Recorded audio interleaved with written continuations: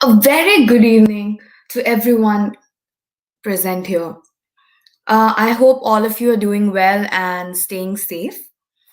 So I welcome you to India's first ever summit on neurodiversity. So I am Natya, and right now I am pursuing my undergrad from National Institute of Engineering, Mysuru, and I am really happy to be your master of ceremony today. And I would also like to take this opportunity to thank Usha ma'am for giving me the opportunity to host for you guys today. So, so it's the first Neurodiversity India Summit, and so let's know what is neurodiversity exactly. Neurodiversity is a concept that the brain differences are just that, differences. So conditions like ADHD and autism aren't abnormal; they're simply variations of the human brain. And moving on, this event is being organized by Miss Usha Rengaraju. She is the world's first 2x Kaggle Grandmaster. You can follow her on Twitter at urengaraju. Usha ma'am is also leading over 8 communities in Bangalore and Mysuru.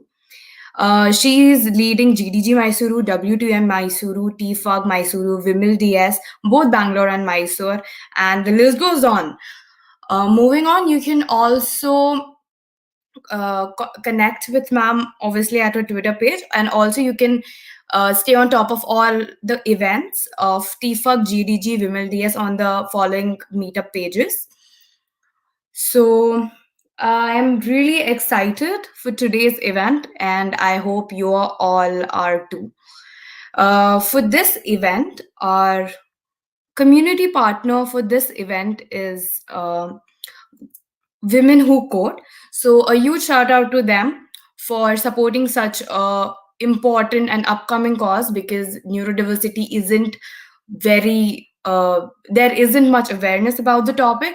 So Women Who Code are our community partners for this event. So moving on to the event, I hope you're excited for the upcoming event, upcoming speakers, because these are really high profile speakers who are very experienced in their particular fields. So the first keynote speaker for today's event is Mr. Jose Velasco. He leads the Autism at Work program at SAP. He has 28 years of experience in the IT industry. He has experience in many fields such as product management, project marketing, IT business solutions in roles ranging from developer to consultant of app development. So, thank you so much, sir, for being part of our event.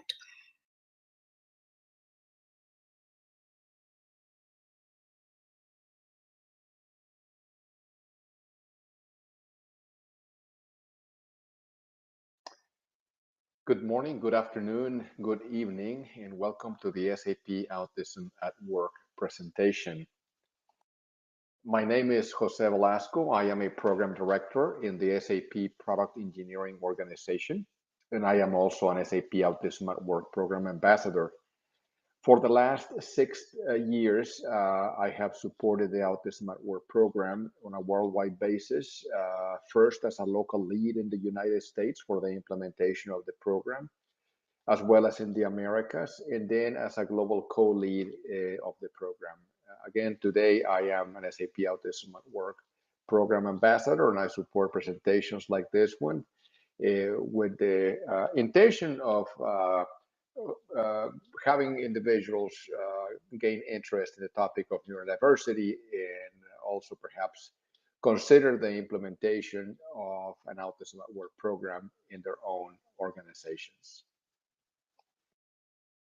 Before we get started with the topic of autism and autism in the workplace, I would like to share with you what might be considered a new definition for some of you, and that is the definition of neurodiversity, which is described as an approach to learning and disability that suggests that diverse neurological conditions appear as a result of normal variations in the human genome. There are many areas that represent neurodiversity, including bipolarism, attention deficit hyperactivity disorder. But the topic that we're going to be covering today is autism spectrum. You may know of some individuals that are on the autism spectrum. You may know of some personalities like the ones that we have here in front of us, ranging from Anthony Hopkins to Daryl Hannah, Dan Acker, Susan Boyle, Satoshi Tajiri. So the idea behind this presentation, again, is to share with you a little bit of the background, the motivation, the history, some of the key structures, and some of the success stories that we have in the Autism at Work program. But I guess the idea is as well to try to change the dialogue to, in spite of dialogue, to one of because of. What does that mean? We keep talking, or have talked for many years in the past, about in spite of autism, a person was able to do something. And I think that the dialogue is evolving into because of autism, a person is able to excel at a certain activity. We have individuals here on this slide that have proven, for example, Satoshi Tajiri, a very creative person, or Anthony Hopkins, that perhaps are being successful not in spite of autism, but because of autism.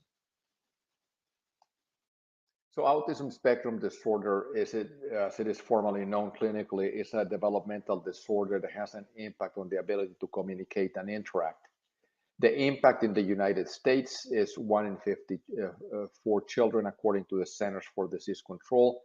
The cost to the United States is about $250 billion per year. But there's an area that impacts all of us, and that is the area of employment of people in the autism spectrum.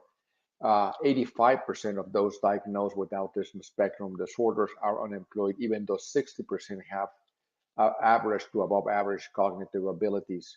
Many people who are employed are underemployed or partially employed. So one key thing that we need to ask ourselves is whether bias is getting in the way of getting great talent. I found this newspaper clip in the newspaper some time back that read, "Failure to make eye contact can alienate hiring managers." The article went on to say that establishing eye contact builds essential rapport, but eye contact isn't the only must-have. There's other interview killers like bad posture, weak handshake, etc., etc. This is the standard when it comes down to interviewing. And regretfully, a lot of folks on the autism spectrum will not be able to interview very well. I can tell you that if we would have used this as a protocol to hire folks on the autism spectrum, we probably would not have hired the majority of them. So it is essential that companies establish new ways, new paths by which individuals who are neurodiverse can make it into the labor market, make it into the workplace. So we get asked all the time, why does SAP hire people on the autism spectrum? The first reason is because we want to attract the best talent in our industry. We know that we innovate because of our differences and not in spite of them. And for that reason, it becomes extremely important for us to bring a different perspective into our creative processes. We want to tap into a fairly large and underutilized source of talent. We speak at universities in different parts of the world. For example, in the United States, we find some universities that have anywhere between 100 to 600 students on the autism spectrum who at some point will graduate and will try to be part of the labor market. We want to capture the skills of people who are on the autism spectrum. Those skills may go beyond the traditional education, maybe into areas like understanding systems and identifying patterns in data and systems, as well as the ability to concentrate and focus over long periods of time in areas of interest. Lastly, it is very, very important to us to retain our colleagues, all of our colleagues, including folks on the autism spectrum, where we feel that our colleagues on the autism spectrum, if accommodated, if their needs are addressed correctly, they will be able to work with us for a long period of time. So the program is currently located in 16 countries, and we employ approximately 175 people, ranging from full and part-time jobs to internships, contractors, vocational training. And then there's a category of self-identified folks on the autism spectrum These are folks that were not hired through the Autism at Work program, but who felt comfortable enough to disclose that they are on the autism spectrum. So all in all, over the last 6 years, we have provided more than 600 opportunities, ranging from those that are present, like the 175, to other past paid opportunities like internships and contractors, which are meant to be temporary, all the way to high school and college training opportunities that we have provided to individuals on the autism spectrum. Our colleagues on the autism spectrum contribute daily across many different company functions. Here's an example of some of those functions. And as you can see, they range dramatically from very technical areas to more back office and support roles, all the way to colleagues of ours that are customer facing, in other words, that are in consulting or are in a product management role. So we can see, for example, cases in which we have colleagues in software development, networking specialists, folks that are working as global data protection analysts, human resources associates.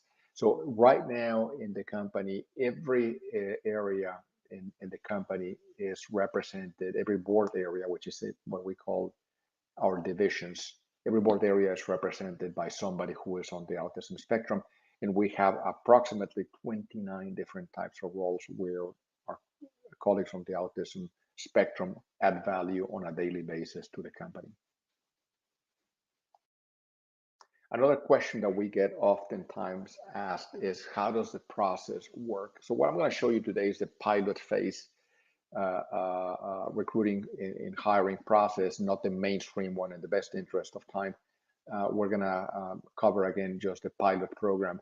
So it starts with us being the Autism at Work program, finding teams and positions within SAP. So we find those managers, and those managers share with us which positions they have available. Then we start what we call the candidate search and pre-screening phase, which we carry on in partnership with a local partner organization. And depending on the country, in some locations, we partner as well with government.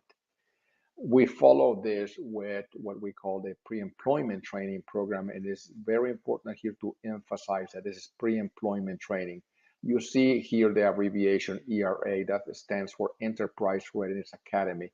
So depending on locations, we may have a 2, 4, or 6-week variant of this training in which we bring individuals on the autism spectrum with the idea of providing training, or what we call enterprise readiness training, but also with the idea of getting to know the individuals better and for them to get to know SAP and the team better as well. During this time, we provide training for the host teams and any other employers in a facility, for example, folks in the front desk that may need to know that we are starting a program because they will be in contact with our colleagues on the autism spectrum.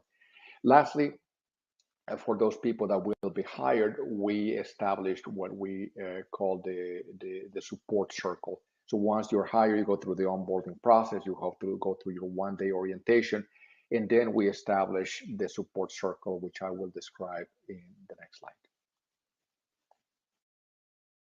So the support circle consists of 2 parts. This is what we call the New Colleagues Workplace Support Circle, which of course includes a team manager who has received autism awareness training, who is supported by an HRVP, and who also has received autism awareness training. Then we have what we call a team buddy, which is somebody who supports our colleague on the autism spectrum on a day-to-day basis, and ensuring that the person is, getting to know how to do the job and being able to turn in quality work in a timely way. Then we have what we call the Autism at Work mentor. This mentor is an individual who is an employee volunteer and who is a resource to our colleague on the autism spectrum, but also a resource for the team buddy as well and the team manager. Lastly, we have the job and life skills coach. This is a person who works for a nonprofit organization typically, and who is a resource for our colleague on the autism spectrum as a job coach, but also a resource for the manager, the team buddy, and the Autism at Work mentor. This individual, the job and life skills coach, has ample experience in the placement of individuals with disabilities in the workplace. Then you have the other circle, which is called the new colleagues personal life support circle, which consists of external personal supports, includes a personal counselors or maybe a family member. This role is critical, the job and life skills coach, because it's the one that connects the personal life of the employee with the workplace life of the employee. We're oftentimes asked as well, what are the benefits of the Autism at Work program? And we can divide them in four categories. One is in the area of products, another one is human capital management, customer and partner relationships, and then the social and purpose aspect of the program as well. These areas are not completely isolated from one another, they are interconnected. So we have, for example, colleagues on the autism spectrum who have filed for patents on behalf of the company that goes towards innovation. Other colleagues that are working in software testing and as such are increasing the quality of our products. We have seen productivity increases as well in some areas where our colleagues on the autism spectrum are hired. And when it comes down to human capital management, we have seen a very high degree of employee engagement, and we have been able to attract and retain individuals who might not be neurodiverse, who are neurotypical, but who look very favorably on the practices of diversity and inclusion that we have in the program in the company, including, of course, the Autism at Work program. Then we have, customer partners relations. We have been able to connect with about 1,500 organizations in the last 6 years. These organizations have expressed a strong interest in either learning about the Autism at Work program or partnering with us in improving or supporting the program as well. Another area of very strong importance for us is community impact. We hired a lot of people and we hire them from the communities where we operate. So that has had a very favorable impact on those communities. And lastly, the impact on lives. The impact on lives is probably the single most important thing that has been transformational, but not only for the lives of the individuals on the autism spectrum, it's also been transformational for the lives of employees at SAP who are not neurodiverse and who have had an opportunity to really learn about neurodiversity, and that change, again, that learning has had a significant impact on many lives at SAP and beyond. So it's impossible to fit here the profiles of more than 500 people. So we selected a few of our colleagues on the autism spectrum who have done an absolutely outstanding work at SAP and who are good friends of all of us. The first colleague is Nicolas Newman. Nico is the person who won the highest recognition at SAP in the space of innovation.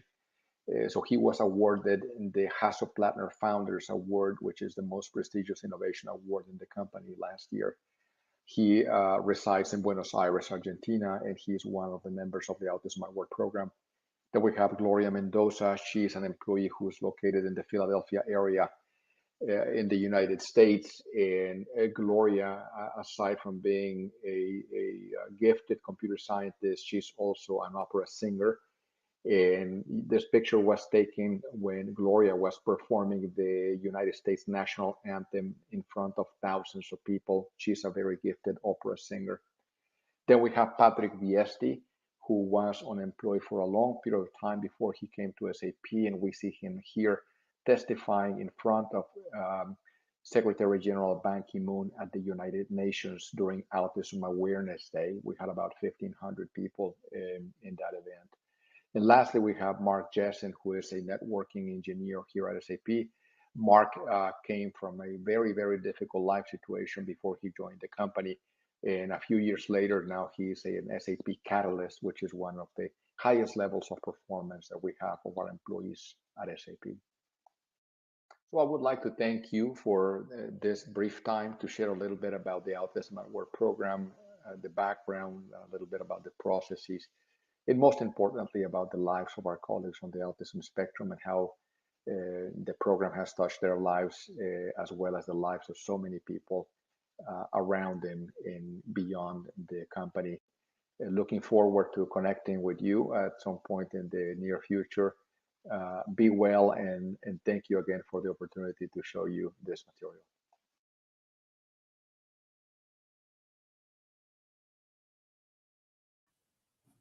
So, Mr. Jose Velasco was the first keynote speaker for today. And thank you so much, sir. It was indeed a very informative talk. Moving on, we have our second keynote speaker for today, Mr. Hiren Shukla. He is Automation and Innovation Neurodiverse COE leader at EY. He is an experienced director driving innovation across emerging digital technologies and unlocking talent as the founder of EY's Neurodiverse Centers of Excellence. And Hiren works across senior leadership levels within EY as well as enabling innovation with Fortune 500 clients. Thank you, sir, for being part of our event today.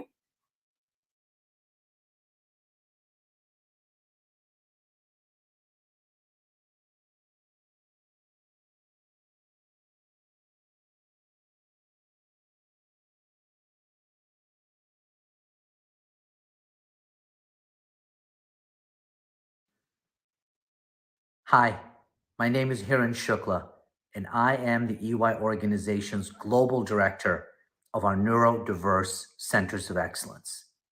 In today's challenging times, disruptive forces are putting tremendous pressure across society. But we see a unique opportunity to activate the full power of transformation and purpose within your organization that brings benefit at multiple levels. Across the EY organization, we have been on a 5-year journey building and proving a scalable, sustainable talent innovation model that is producing exponential value to government, business, academia, and nonprofit support groups.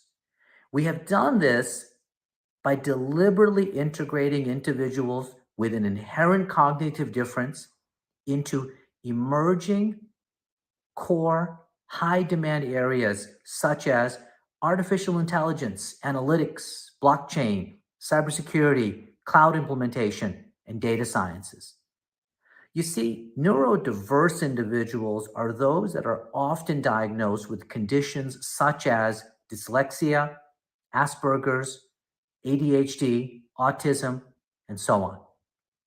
With extremely high unemployment and underemployment rates, this untapped rich talent pool can offer creativity, analytical thinking, and focus to your organizations, which results in much needed agility and resiliency. Let me stress, this is not a corporate social responsibility or a philanthropic initiative. This is an intersection of inclusion and innovation. This is where a direct sense of belonging unlocks the power of human potential. The opportunity for you is to build truly diverse, multidisciplinary teams that can more quickly and more creatively not only solve today's most ambiguous and complex problems, but imagine and realize a thriving future. With millions of neurodiverse individuals around the world at the fringe of the workforce, we invite you to join us and make a transformative difference from within your organization to the communities you live in. You have the ability to galvanize your employees, your clients, your stakeholders by igniting passion and purpose.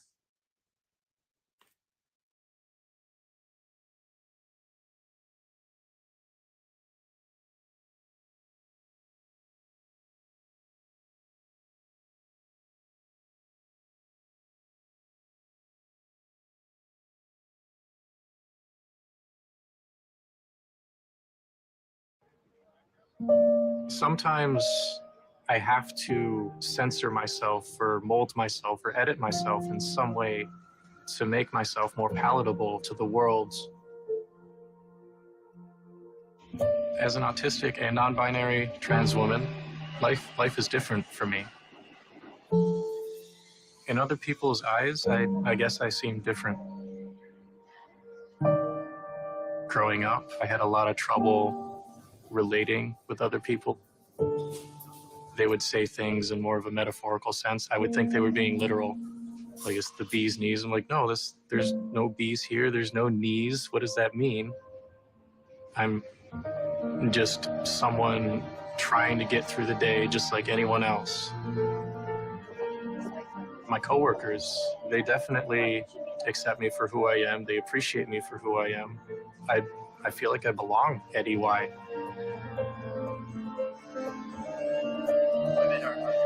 I never really thought I would find a workplace where I would be out as trans and accepted. I just did not think that would ever be a possibility for me. Diverse teams produce incredible results because they bring their experiences from multiple backgrounds, from multiple points of understanding. They can come together and really create great things. What are you guys' thoughts on that?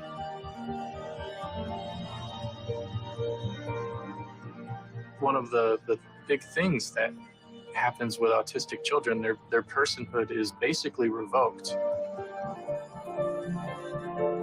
I just want them to know that that's not forever.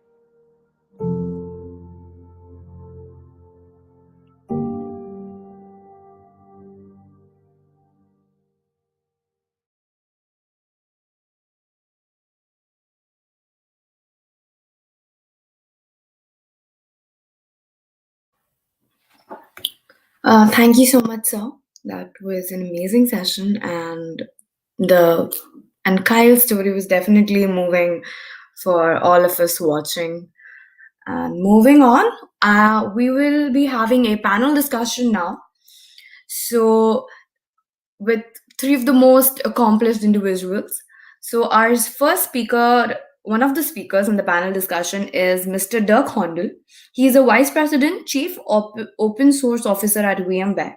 He has an experience of over 30 years as a developer, maintainer, business leader, and community influencer. Our second speaker is Mr. Rahul Jindal. He's a director at Google Media Operations, Product Strategy and Operations. He's also a new neurodiversity and disability executive sponsor. Our third speaker is Ms. Sarah Sanders Gardner.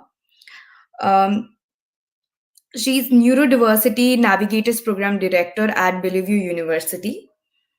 She is a trainer with Microsoft Corporation's USA Autism Inclusive Hiring Program, editorial board member at Stairway to STEM, designer and director at Bellevue College's Autism Spectrum Navigators Program.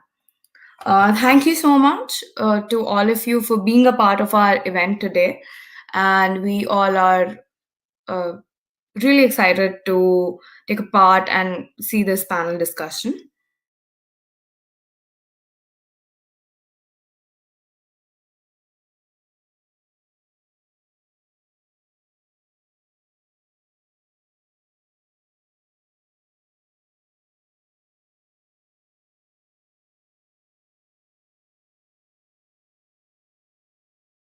My name is Rahul Jindal. In my day job, I'm a director of media ops practices at Google. So my role is that of enablement and transformation of our services that we provide to our advertisers. I have an additional responsibility of being the exec sponsor for Google India related to our efforts on disability and other differences, including neurodiversity. This is a responsibility I started in recently, around August of this year. I'm very much in the listening mode, listening both to community within Google in India, within Google outside in other countries, other sites, as well as other companies and other folks in the Indian society. So yeah, plenty. It's extremely clear to me that I am on day one of what is likely a 10,000-day journey. So always open to learning, always open to connecting, and look forward to the conversation today.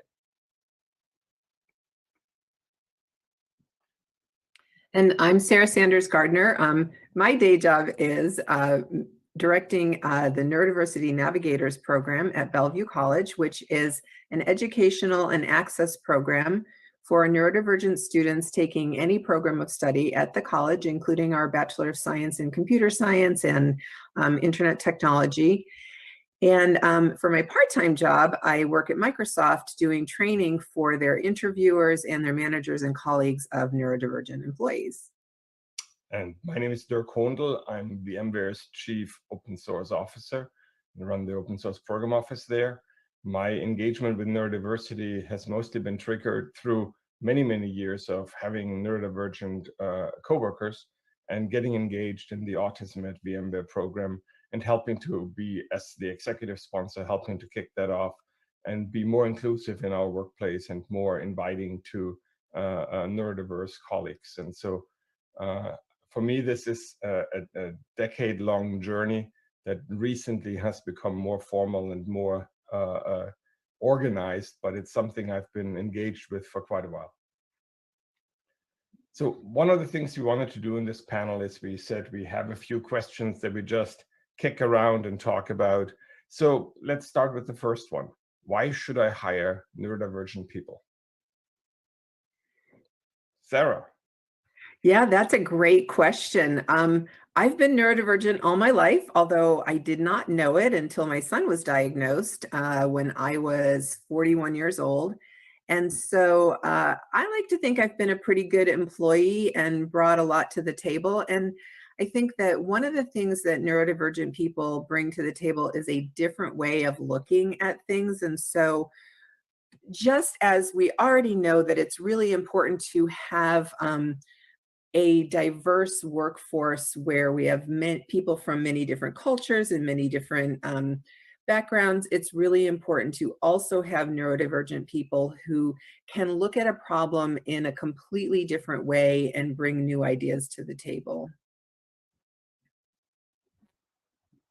Yeah, I agree. I think you should hire neurodivergent people because you care about diversity, right? And I meet a lot of people who say they care about diversity. So, as I understand, the point of caring about diversity, right, is from the perspective of making better decisions and from the perspective of understanding a user base, which for most companies is also getting diverse as the societal the members of the society are either recognizing that they were neurodivergent but just didn't know, or are formally getting diagnosed because their children get diagnosed. So my journey is something similar. My son got diagnosed. That's when I started to understand this space, and I never went to any official doctor to diagnose me, but I just used some self-diagnosis questionnaires, which I did over and over again, and I always came in the range where it says, strong likelihood of, I'm paraphrasing, strong likelihood of being neurodivergent. So I'm okay with it. I mean, in fact, getting that kind of an insight actually has helped me be at more peace with my own self. So coming back to the workplace, our users are neurodivergent. I mean, our employees are neurodivergent. So, the point of hiring neurodivergent employees is, like Sarah mentioned, being able to look at all aspects of whatever decision we are making, right? And neurodivergent people, by definition, look at information differently, process information differently. So, being able to weigh in of what could go wrong, and somebody's neurology maybe specializes in spotting what could go wrong. So, if they are sitting at the table, I think they would provide pretty good input in that sense. The whole point of diversity, I think, is to be able to weigh in, right? And I feel when we look at other forms of diversity, we are actually trying to identify a signal, right? When we look at, let's say, people from different socioeconomic backgrounds, so we are somewhere assuming that because somebody grew up in a different socioeconomic background, or somebody grew up with a different, let's say, sexual orientation, or somebody grew up with a different ethnicity, we are actually relying on the signal that because of their different growing up, they will have a different perspective when we sit down to make decisions. But neurodivergence, or this is by definition the ability to process information differently. So if anything, with neurodivergent people being a part of your workforce, you are actually by definition processing information differently. So not only looking at a signal, but going right at the source of what I think diversity was aimed to do. That's where I would say that, I mean, we will go after being more friendly with neurodiversity as a part of our diversity charter, because we care about all forms of diversity. Yeah, and to me, one of the things that a long experience of working with neurodiverse, specifically engineers, has given me is that insight that because they think differently, because they focus differently, because they make different priority choices, they often are very good at specific jobs, very good in specific roles. You mentioned detecting faults. For me, it's often the ability to stay focused on a single topic for an excessively long time to then come to the bottom of it.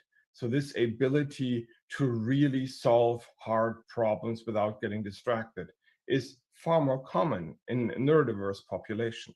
So hiring neurodiverse people gives you access to additional talent, to additional capabilities that a purely neurotypical workforce might not have.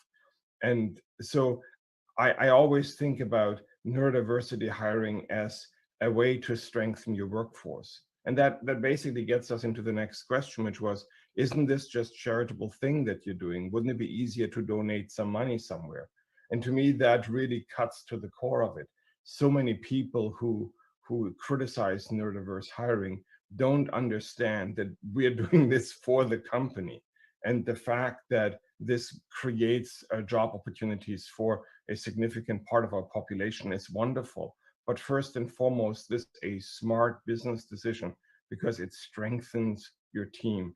It gives you access to skills and profiles that you otherwise wouldn't have access to. And all of the companies that are represented here, I mean, for Sarah, Microsoft is a part-time job, but Google, Microsoft, VMware, all of these companies struggle with the talent pool, struggle with finding enough highly qualified employees. And so including a neurodiverse audience into your hiring pool makes a lot of business sense for us. And that's why we have started the Autism at VMware program. And if I could just build off of some of the comments that you both made,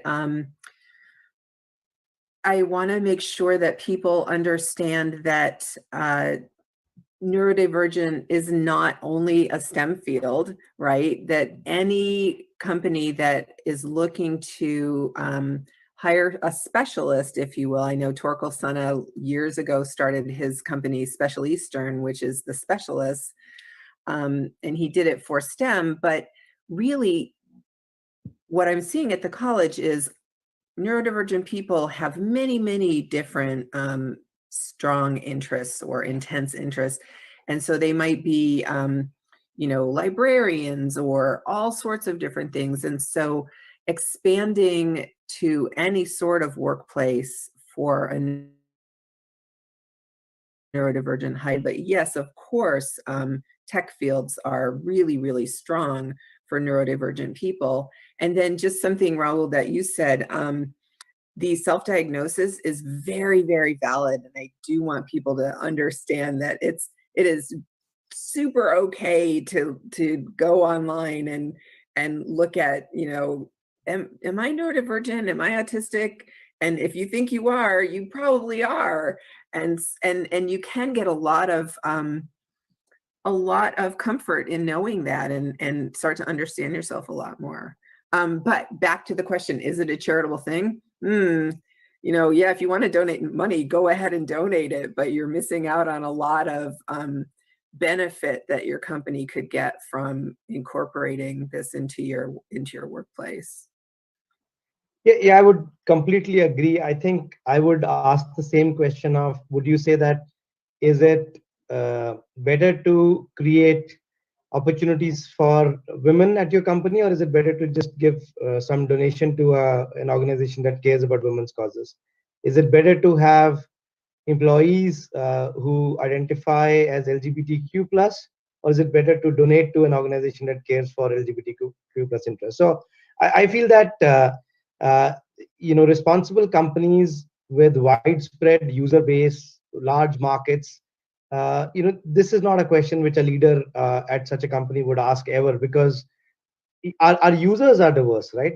Our users present with all forms of diversity, including neurodiversity. And then secondly, I think this is not a fringe, if there was a term like that, form of diversity. I mean, between the various conditions that comprise the neurodiverse population, we are talking, I mean, I wish there was better data available, but my own belief is that between the incidence rates of autism spectrum disorders, or ADHD, or dyslexia, and so on, I think we are talking about 8 to 10% of the world's population, right? So, and I think building on somebody's self-esteem, right, and giving them a sense of belonging cannot just be an act of charity. It has to be an act of integration. It has to be an act of complete acceptance. In fact, I feel the only benefit from all these new words in our vocabulary of neurodivergence and neurotypical and all that, I think, is just to help us understand ourselves and others a little bit better. But diversity is a natural phenomena. I mean, does the nature choose to just have a certain type of diversity only in segregated portions, or does nature present such diversity everywhere, right? I think the world is a beautiful, rich place because of diversity, and nature doesn't differentiate. Why should we as organizations? So I certainly don't believe that it should be an act of charity. And but I also want to add, and I don't have specific purchasing power statistics for the neurodivergent community and their caregivers, but or their families or their friends. But at a broader level, I do know that these are WHO statistics that 15% of the world's population presents with some form of permanent or temporary disability, right? Which neurodiverse population is a subset of. And the superset actually has a combined purchasing power of $6 trillion, right? That's just after, depending on what way you look at it, but that's just after United States as an economy, or just after United States and China as an economy, right? So it's a pretty large, pretty vast uh, economic advantage to be had to gain awareness of how to cater to the needs of this community. And we cannot cater to the needs of this community as users if we cannot integrate them as employees, right?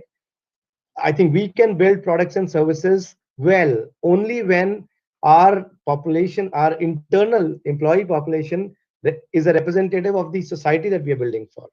So absolutely not charity. I think this is, please do it for pretty large profitable commercial reasons. So I think not recognizing that and delegating or relegating this topic to a mere act of charity is at our own peril. I think companies that do not understand this will not have a long-term success even commercially. So one of the questions that is often asked is, what are the biggest surprises that you've had with neurodivergent coworkers? So in my personal experience, very often people don't realize that their coworkers are neurodivergent. And self-identifying in a workplace is a very new phenomenon. A lot of people who are clearly neurodivergent for a long time have not self-identified because of the stigma associated, because of the fear of being treated differently. Yet once people state publicly, yes, I am on the autism spectrum disorder, or I am suffering from some other, not suffering, I am experiencing some other divergent characteristics, seeing the interactions that coworkers have with them, and seeing how suddenly, for example, communication improves because there's more understanding for why a person might respond to you in a certain way. Do you have examples that you can give where this really made a difference, either for yourself or for coworkers? Yeah, I can share. I think, like I mentioned, When this became a personal topic with my son's diagnosis, and obviously I started to be very curious about what is autism, and I have to admit I did not know either autism or neurodiversity or any other such conditions till it became a personal topic for me. But absolutely, I mean, I find myself to be a lot more accepting of my own traits and quirks, if you may, and I'm even able to understand my family a lot better, my father a lot better. Why would he kind of tell me the same stories so many times over and over again, and why would he sort of just once he starts, and you might see that trait in me, that once he starts or I start, we just kind of go on, and that just we understand ourselves a lot better. And I would also look at the question a little bit differently. I think the question was also about, what have I been surprised about? I actually feel that I'm blown away by the sincerity that employees that are neurodivergent present, the dedication.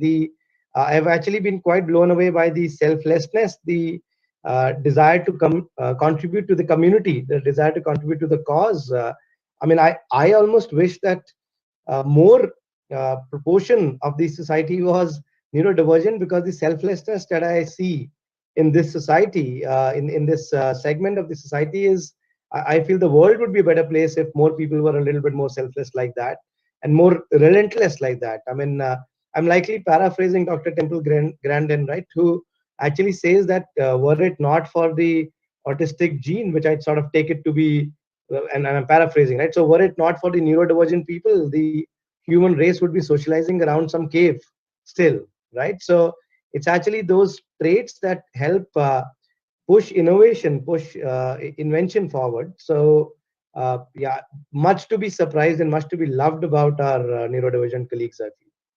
Sarah?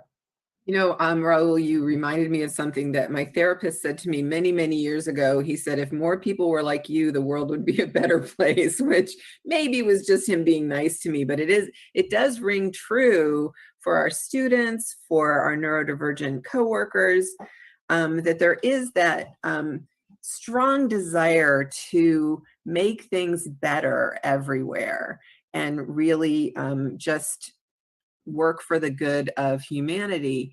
I think one of the biggest surprises I've had is whenever I do, and I'm used to it now, but whenever I do a training at Microsoft, there is almost always at least one person in the group who says, oh, wait, I think I might be neurodivergent, just from hearing the 1 hour training. So there are far more neurodivergent people than we know, or that even know about themselves. But so we talk about all the advantages and all the wonderful sides of neurodiverse people, yet obviously there have been a lot of barriers to hiring neurodiverse candidates into the companies. And so the question is, what can we do? What can companies do to make this easier, to remove those barriers? Sarah, what do you suggest to Microsoft? What is your approach there?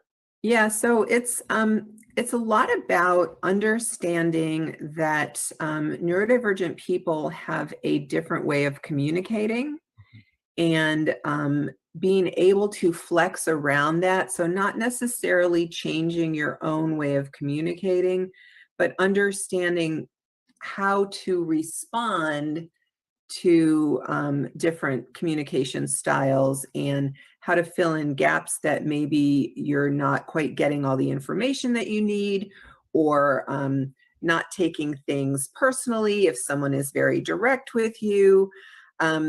I use Edward T. Hall's cultural iceberg to explain where these differences may lie. So it's a little, I don't know, maybe 15-minute conversation around that.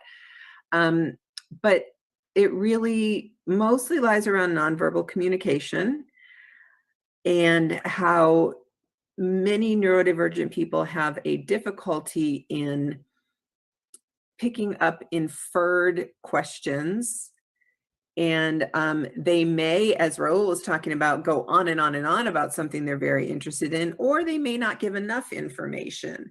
And so there is no one set way of talking to a neurodivergent person, right? You have to learn how to flex around what is in front of you, because everyone is different.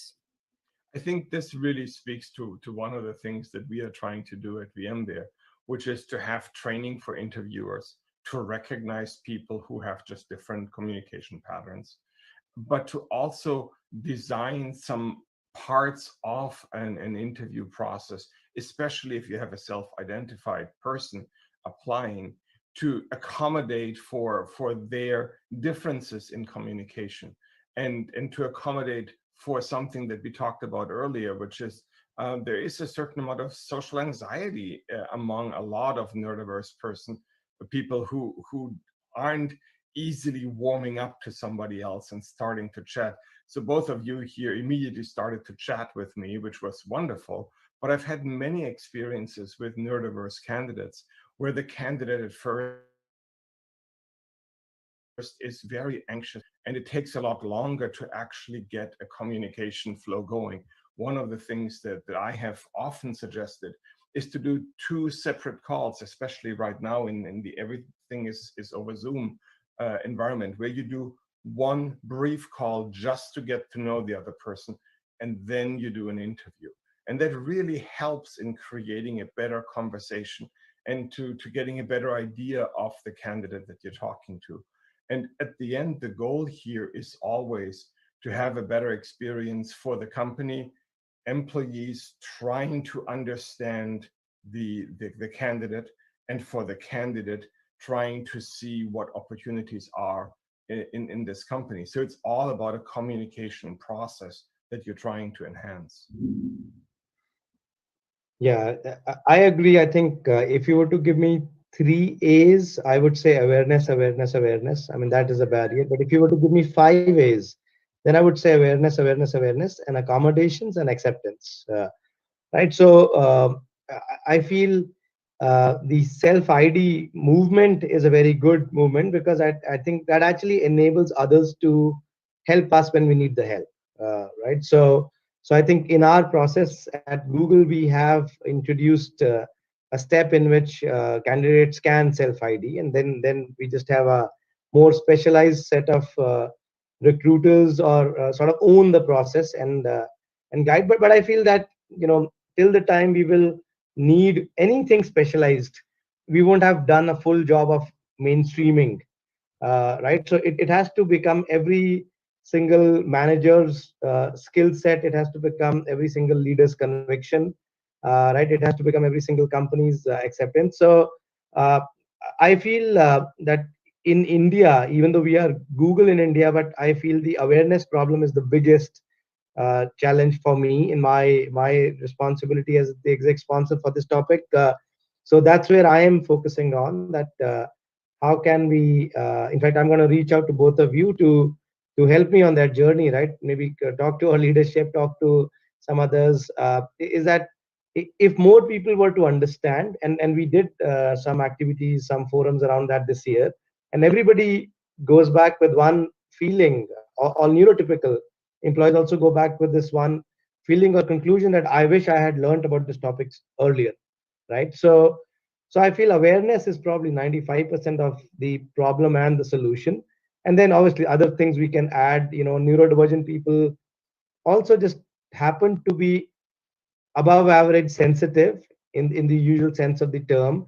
So therefore awareness and a warm, empathetic, welcoming kind of process and interaction, I think, will just help people to perform at their average or above average during an interview process. And then keeping it simple, short sentences, more written communication, more visual information.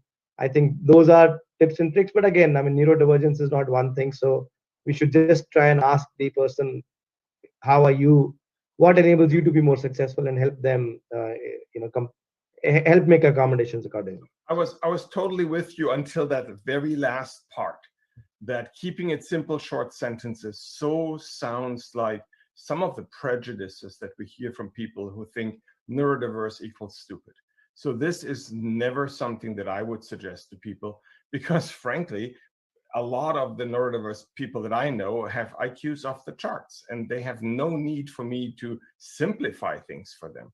It is much more to allow for a slower response, because they might be thinking about the response more than more impulsive, more extroverted people will do. But the other thing that this leads to is, one of the important hurdles for people to self-identify is often that stigma, that assumption that there's something wrong with them, that being neurodiverse means actually neuroinferior. And it doesn't. It really doesn't. It's often the opposite. Some of the most brilliant people you've ever met in your life, when you really think about it, becomes very obvious that they're on the autism spectrum.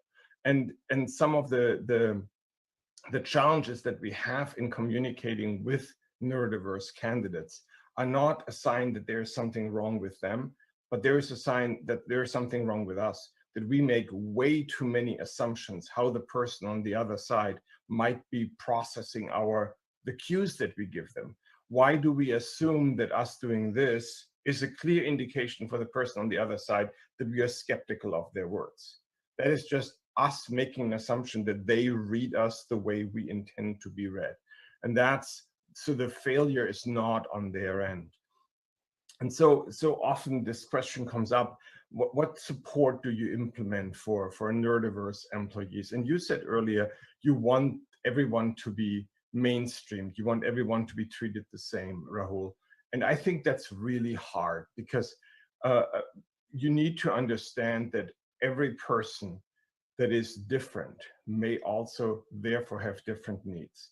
And it's right now everyone works from home, but if you have a busy workplace, the ability for a neurodiverse employee to get maybe a quiet corner, or maybe get a cubicle that isn't on a busy intersection, maybe has a noise canceling headset, maybe has other accommodations that make it easier for them to interact. One of my very good friends has true anxiety about in-person interactions. And so long before the pandemic made all of us Zoom marathon runners, for that friend of mine, even if he was in that same building, he would often attend meetings via conference call, because that to him was so much easier to interact with the rest of the team. And so it's these accommodations that I think really help us bring the best out in all of these people, in all of us. And I don't want to over-rotate to say, oh, we are all the same. The whole point of diversity is that we aren't. No, I No, think, sorry, go ahead. No, I just wanted to clarify what I meant by short, simple sentences is that, again, I think what makes this extremely hard is exactly what Dirk said, that, every neurodivergent person is not the same, right? There is plenty multi-dimensional diversity within this space also.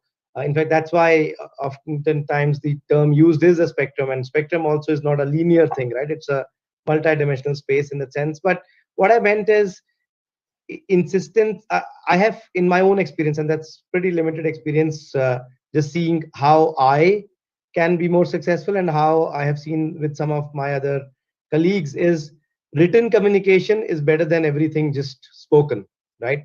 And if I'm making certain assumptions about some social cues which may or may not be picked up, and that's what I mean by short simple sentences, not from the sense of that the long sentences or the sophistication is not understood, not from that perspective, but sometimes we make up certain lingo, right? Sometimes we assume that there is a certain socio-cultural signal which kind of is understood by all, and that's not understood by all. So like, I'll give you an example with one particular person in my work experience. I've seen that they function much better if I tell them what to expect in the meeting tomorrow in a written form a day in advance, right? That helps them deal with anxiety, that helps them come prepared, and they just, I can just see how less taxing such an interaction with them versus just keeping everything on the fly and keeping everything just not structured and so on and so forth. So maybe my term was more about making it more structured rather than implying that in anything to do with difficulty in processing sophisticated language. That's not what I meant. Apologies for that. Sarah, Yes. please. Let me try to put this in a context that I often teach, which is something called plain language. And this is something that the US government uses on their websites and their communication, which is putting the language in a structure and a way that people can find what they need and use it and understand it. So it's not necessarily simple, but it's structured. And so that's kind of what you're describing, Raul. And sending that information to an employee really helps all employees. So that's what, when I do my trainings, I suggest, go ahead and send that agenda to everyone. Go ahead and send meeting notes to everyone, right? It's helpful to the entire team. And actually Microsoft's research has showed that sending those meeting notes after the meeting is making the whole team perform better. So, and as far as that mainstream, what I heard Raul talking about was the interview process. Not the work, because of course many people need accommodations at work and even in an interview. And I do think that companies can get to a place where all interviewers know how to flex their interview style for the individual candidate, whether they're neurodivergent, typical, have a different kind of disability, through appropriate training. And so I think that that is a really good goal to have. I know many companies do have that, but it definitely takes that awareness that you're talking about, for sure. So we talked a lot about the perception from the employer's side.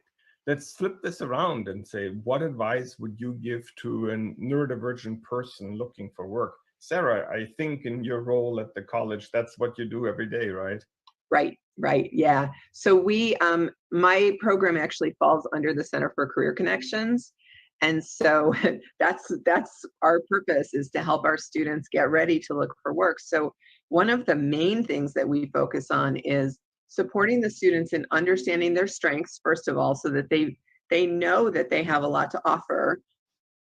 Because often when you grow up neurodivergent, you feel like you have nothing to offer because people are always telling you what you're doing wrong. And so we help them understand they have a lot to offer. And then we teach them self-advocacy, how to speak up for themselves, how to ask for communication things that they need, like things in writing, right? Can I have the interview questions in writing, please, as one possible thing. So other things that we teach them, of course, we practice interviewing, things like that.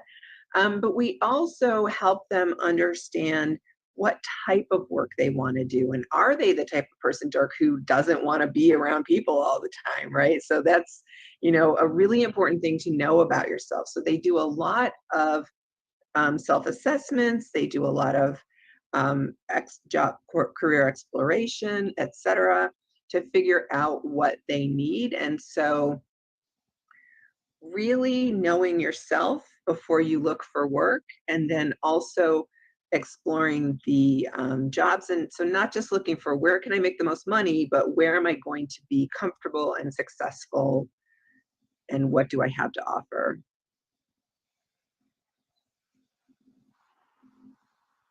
Yeah, I would agree. I think every single person has their strengths and areas of improvement. I think the same as with anybody who self-IDs or has been, told by others that you're neurodivergent. So I think, but I just go back to the point of also being sensitive individuals, and we and the neurodivergent population in general tends to be more sensitive. So I just feel that we kind of are, beat ourselves a little bit too much. But I feel that that's where the role of allies and family and friends and others comes in. Community comes in, is to bring the person back to their strengths, right? The only additional thing I would say, and that again is a construct which I don't know if it was started for a neurodivergent person or by a neurodivergent person. I have no idea of knowing. but there's a very good concept we follow in Google called user guides, right? And again, one of those curb cut kind of things, right? That may have been started for a specific use, but benefits everybody. Just like Sarah was talking about, send a agenda in the beginning and send meeting notes in the end. User guides are about just telling people how to work with you, right? So instead of leaving it to them figuring out, and sometimes in a unexpected way or through unexpected difficult experiences or conversations, I think if we ourselves are able to, either we draft ourselves or we take the help of our friends, family, allies, teachers, to say that, okay, when working with Rahul, here are a few things you should be aware of, right? So I think such user guides just, I feel, help others engage with us, learn to work with us in the way we can be successful more easily, faster. So that's one thing I would say. But again, I mean, everybody presents with strengths and presents with areas of improvement. So I also would advise, if it makes sense, is to try to be a part of the community, right? Because community working together can advocate for everyone, and awareness. So I think just trying to be connected and being on the lookout for programs from companies which are always intended to bring new talent in. So that's the place I would say. And finally, the point on expertise, right? I mean, the neurodivergent gene pool is gifted in that sense of having intense interest in which can be converted into expertise. And I feel with the increasing automation, etc., experts will always be needed. So we should also learn to advocate for our expertise in that sense. If I'm still answering your question, Dirk, back to you. So I was really looking at the lead end of this. So when people start thinking about how do I find a job, how do I prepare for an interview, how do I think about my role, and a lot of the examples that Sarah gave, I thought were really, really good. I'll give an example from a coworker of mine who has a PhD from one of the best schools in the nation, who is incredibly bright, a brilliant data analyst. And prior to coming to VMware, his job was a shelf stocker at a supermarket. And I asked him why, and the response was, well, that was a job that I was able to get. And to me, that really speaks to this challenge of encouraging people to believe in themselves and to believe in their skills, and to trade on their skills, to trade on what they're good at, not settle for, well, this is the thing that I can get, but instead show the world their strength, show the world how they can contribute, and be willing to take these risks. Now, one of the things that another very good friend of mine told me, he had sent out 150 resumes before even getting invited to an interview. He also has a master's degree from a very good university. And something in his resume, like, actually, you know what? Ticked people off. It showed people, oh, this could be a problem employee. And so the other thing that I would tell a candidate who's neurodiverse is work with an expert, work with someone who can help you on creating a resume and creating a first impression that helps people say, oh, I want to talk to this candidate. Because it is incredibly frustrating for highly qualified people to constantly be rejected. And we talked earlier about, I think all of us gave different examples for this, how people, neurodiverse employees often are far more dedicated and far more willing to go the extra mile to get work done. And a big part of that is that experience of rejection in their life, where they very often have seen that they needed to try harder, they needed to do more. And of course, I want this to be not the experience that they have, but I also want to recognize that because of that experience, they often then do better in their professional lives. And so being able to trade on that, being able to talk about this comfortably, here are the challenges that I have overcome. Here is how that makes sense for you as an employer to benefit from my skills and from my strengths. And at the flip side, here are the accommodations that I would need in order to be successful. So this willingness to be open in the interview process, I think, makes a huge difference in your likelihood of being hired. Another question that we had here is, so how do you ensure that neurodivergent and disabled people have power in this decision-making process? Sarah, I think you were the one who brought this question. Can you talk more about this? Yeah, so that question is really around, are you putting neurodivergent and disabled people in positions of authority, managerial positions, places where when you're designing your training for neurodivergent programs at your companies, things like that. So Raul's a good example, right? He's running this program at his company, and sometimes companies will say, oh, we're going to have a neurodiversity program, and then they will fail to bring in any neurodivergent people to help them make it happen. And so it's really important to ensure that you either really include neurodivergent people or actually have them create the program themselves. This reminds me of the pictures of the government making decisions on women's health, and the picture shows 14 old white guys. And you ask yourself, what part are you missing, people? And the same mistake, of course, happens all the time when it comes to neurodiverse populations, when it comes to any kind of diverse populations. And so I think a key part here is to find that balance between how can I involve the neurodivergent population in the decision-making process, but how can I also not put them in positions where they are likely to fail? So finding a good match of capabilities and skill sets and roles for the people that we have for our employees, I think is critical. And in my personal experience, the ratio of neurodiverse people who are good at being a people leader is smaller. There are fewer people who have that inherent skill set, but there are so many other leadership roles in companies that don't require you to have a lot of direct reports, and that still can be very influential in a company. So we've seen this in the tech industry, where there has been this role of the principal engineer or fellow, or that career track that is focused on a specific skill set and not on leading people, but creates equivalent roles to being a VP and even more. And I see this in other industries more and more. So this, to me, is one of the key ways to give more space in the overall decision-making process, in the power of a company, the power structure of a company, for people who are different. And so that's one of the directions that I point companies at.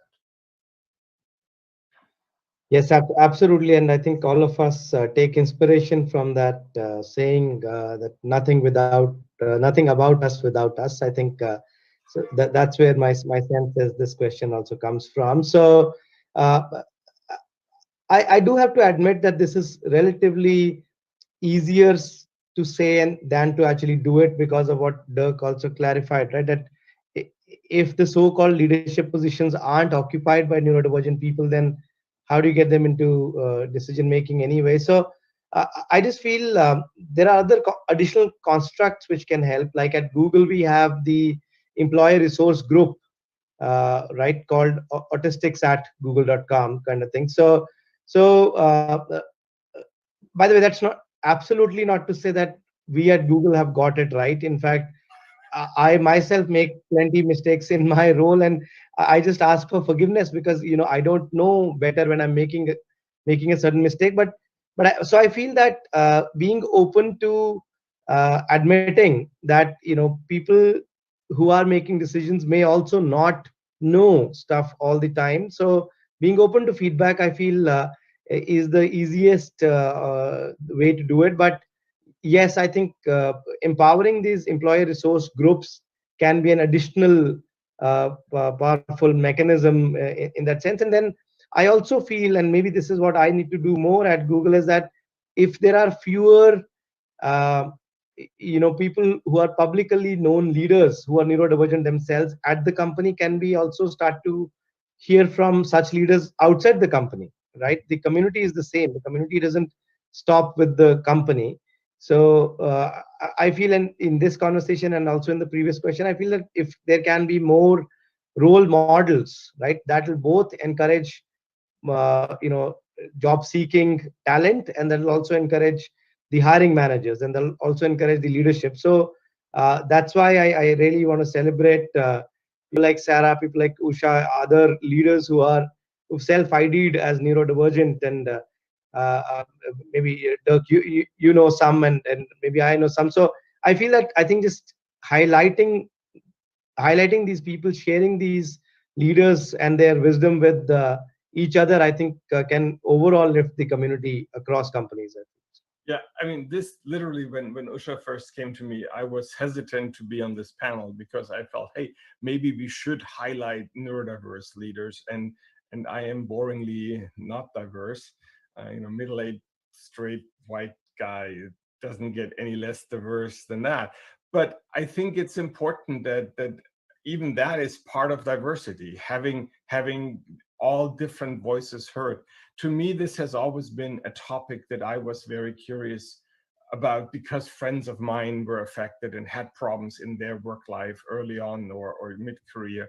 And so I think it's really important to help each other and to help make sure that as promotion decisions are being made, as decisions of where are we placing power are being made, that you keep that in mind. So many companies have programs like what you talked about. VMware calls it the power of difference, or pods. So we have a disability pod and a black pod and a women's pod, and a lot of internal groups where people of similar interests, of similar background come together to help advocate for themselves. And these structures really help. Having a formal structure in your company that helps people in similar situations to advocate for themselves and to speak up and to get themselves heard is very important. But this all starts with having a management team that is willing to see that. And this has really changed dramatically in the corporate world over the last decade. If I look 10 years back, where this was all very much, well, someone should do something about it, versus today, the corporate leadership is much more openly advocating for supporting all of the diverse groups in the companies. I still think there's a very far path ahead of us. You notice this in the past 45 minutes, where I stumble across my own words and where I sometimes don't necessarily use the best language to describe what I want to describe. And it's okay to not be perfect. It's okay to get things wrong, as long as you're aware of it, as long as you correct, and as long as you're willing to listen when somebody says, well, you shouldn't have said that. And to me, that is actually one of the most powerful aspects of creating a program in a company to be successful. The willingness to listen, the willingness to put yourself out there, to take the risk to get it wrong, and to then check in and say, hey, how was that? How did we do? What can we do better next time? Because incremental improvement is one of the most powerful methods to get to a goal.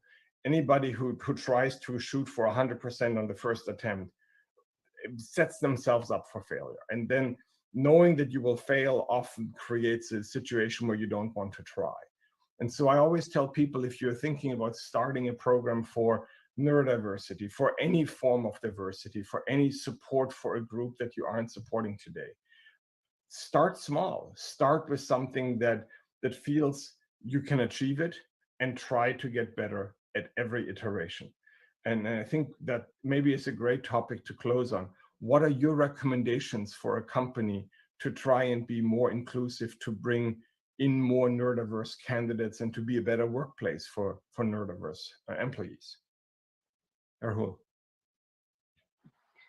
Yeah, I'd say that most of what we've discussed today has touched on that, but I would go back to, building your conviction and, really getting that out of the system that, encouraging this kind of diversity is just a mere charitable cause.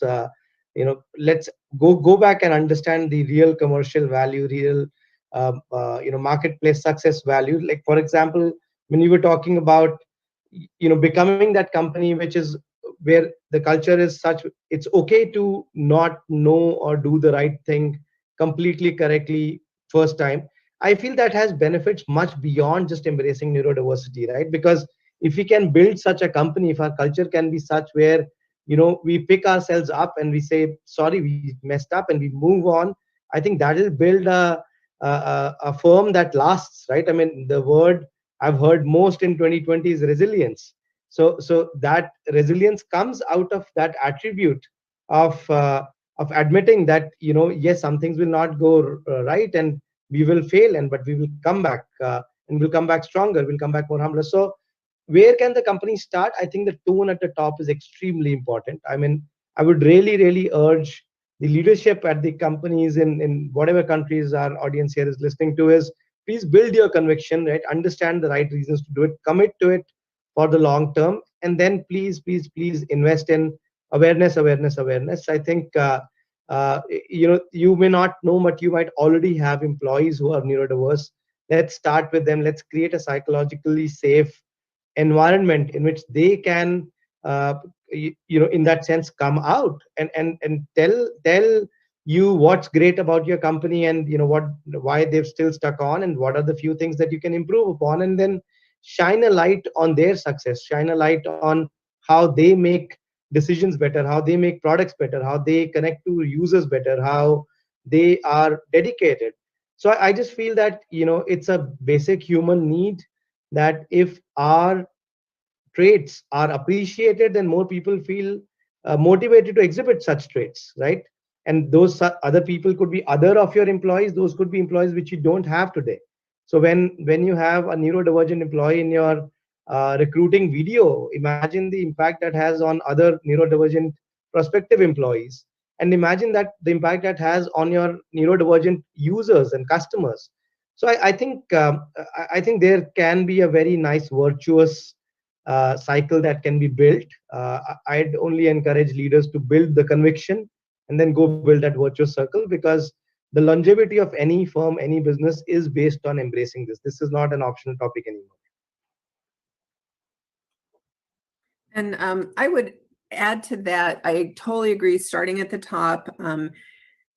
When you're thinking about creating that awareness, absolutely go to the neurodivergent people, either in your company or outside of your company, to get the information, because it's really easy to create a pathologizing training. So you need to be careful around that. A group of companies in the US have created an Autism at Work playbook that you can find on the internet. So that's a good place to give you kind of some steps to start with.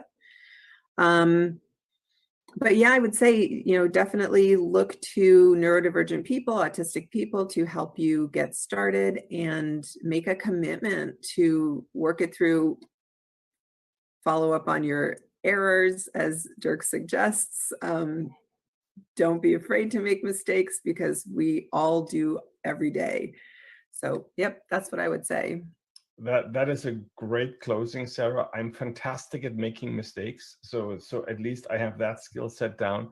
On that happy note, thank you, Usha, for inviting us. Thanks for the great conversation. And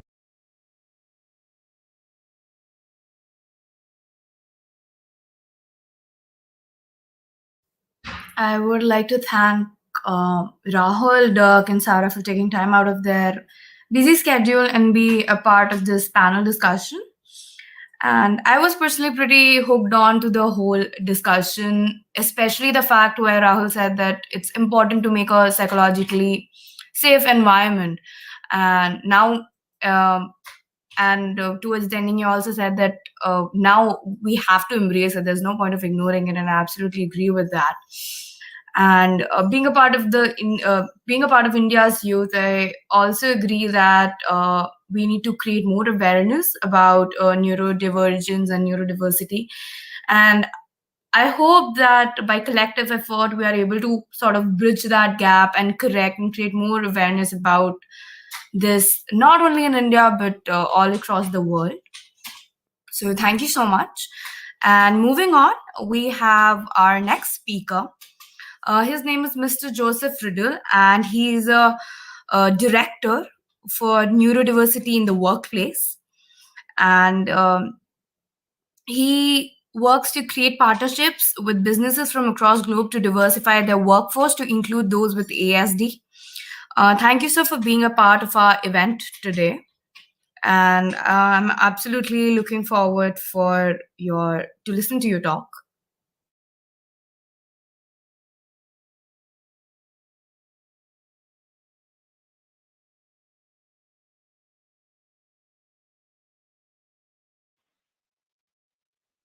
Hi, my name is Joe Riddle from Neurodiversity in the Workplace. It's a privilege to be at the Neurodiversity India Summit, and I'd love to share some of the work that we've been doing to hopefully encourage conversations and dialogues around the topic.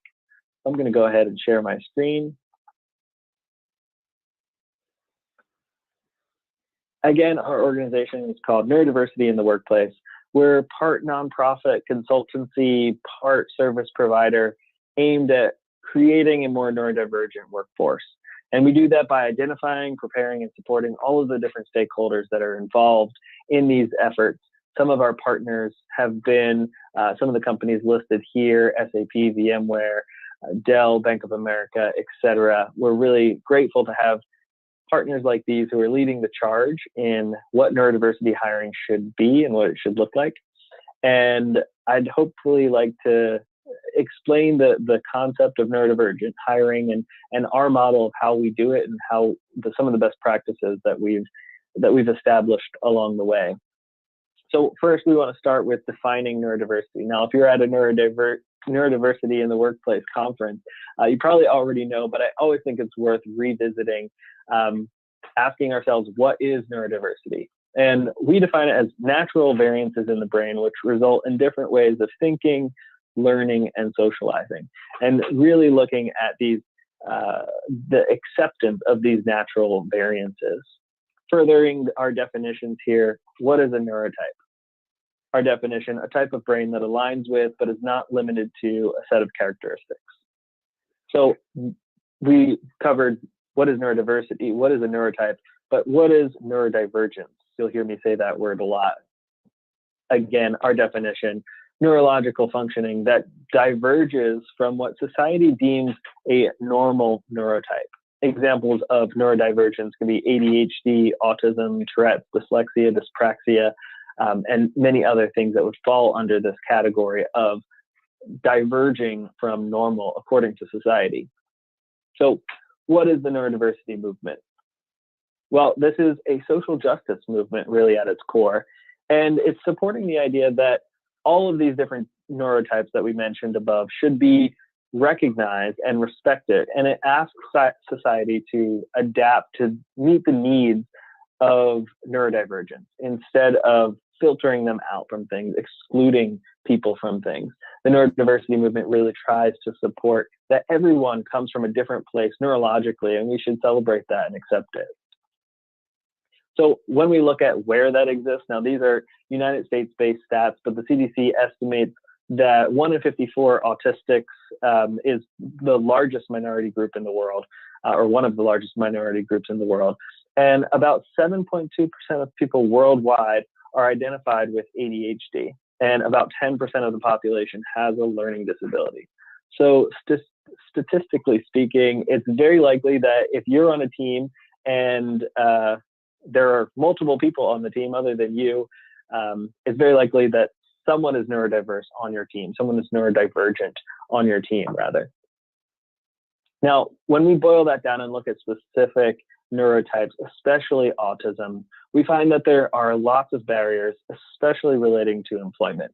Our stat here is 85% of autistic individuals are either unemployed or underemployed, meaning that they're employed in roles that are that their skills are kind of outperforming those roles.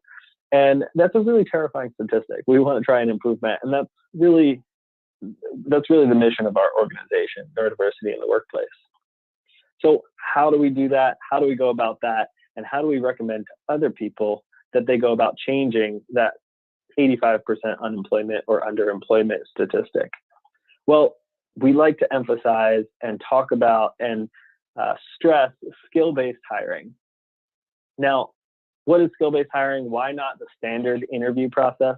Well, when we think about the standard interview, there are so many different social nuances that are really unrelated to the job itself. We talk about people, we look at their eye contact, we talk about them in this kind of mentality of this perfect employee that we have in our head that's often very heavily influenced by societal norms and pressure. And this really promotes bias to creep into how we evaluate the people that are staring at us in these interviews. If we have really good natural rapport, if we have a culture fit, or if we have some commonalities, if we went to the same school, the same high school, the same college, or we're from the same town, all of those things are biases that creep in because they're not necessarily related to the job itself. And also the standard interview process typically excludes divergent communication styles. So if someone has any kind of different way of communicating, it's marked against them, maybe not consciously, but subconsciously often in this standard behavioral interview process. So we want to shift that and get rid of that and really look at skill-based hiring and what skill-based hiring is. And skill-based hiring, our definition, is a talent acquisition method that cuts through bias by focusing solely on candidates' competencies in role-related skills. So what we mean by that is we want to look at talent over background, over social fit, over education.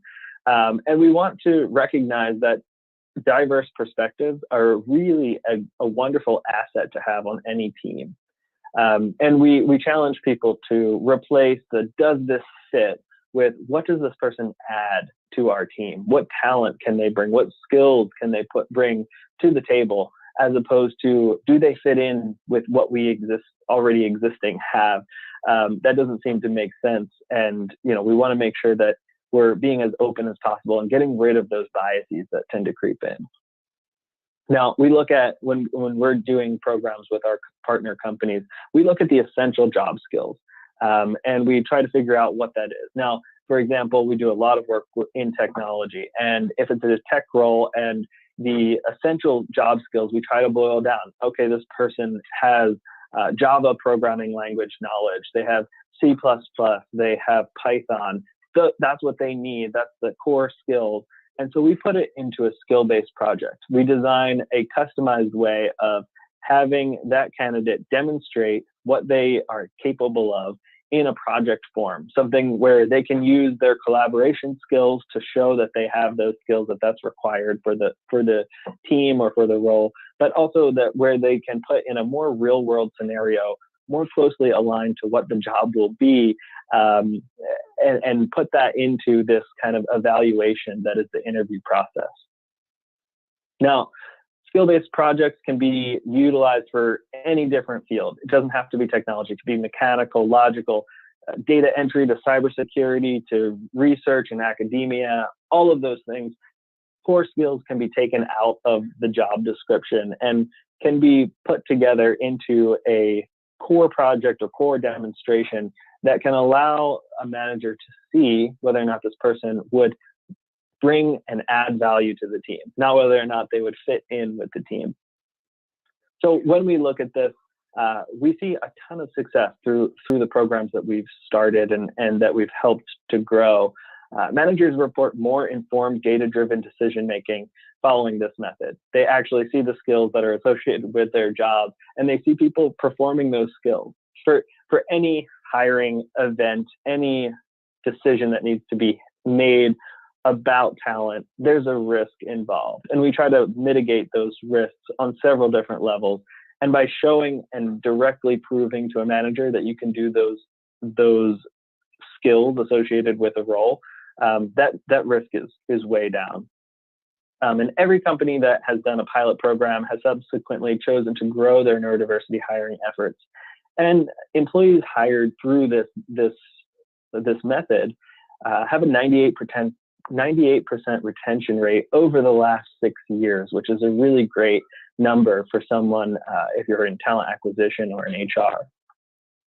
Now, also, it helps reduce bias across race, gender, divergent communication styles, education, and it can include candidates with unconventional paths. A lot of times we get stuck into the mindset that you have to go through this traditional path of college, internship, and then the right application at the right time to the right company. We like to put that on its head as well. We like to see if the candidate has the skills for the job and they can demonstrate that to the hiring manager, then that path is really irrelevant of how they got there. Also, it's a lot more objective and measurable, and leads to lower turnovers and time to hire, which greatly reduces the cost associated with new hires, especially in training and talent acquisition. The recruiting costs alone, especially in technology, can make programs like this very worth it to do for a company who's exploring that. Now, if you're interested in starting a program, we'd be happy to help, but there are a couple of things that we like to recommend to people. Contact us to explore how we can partner and help guide you along the way. But cultivate executive sponsorship within your organization. If your company is looking to do this, or you're looking to do this and want your company to get on board, form a group, form a small group, cultivate an executive sponsorship to formally evaluate whether or not you can do this. And then find those open roles and opportunities that already exist. So if you would like our help or would like to learn more, we'd be happy to walk through it with anyone. Our website, nitw.org, or you can check out our blog, nitw.org/blog. And you can follow us on social media as well, on Facebook, LinkedIn, Instagram, or Twitter. We'd love to connect with anyone. But if you have any questions, please feel free. Here's my our team general email address, neurodiversity@nitw.org. Again, my name is Joe Riddle from Neurodiversity in the Workplace, and I really appreciate you all listening, and hopefully you've gained some knowledge about neurodiversity and the benefits that it has for any company looking to get involved. Thanks.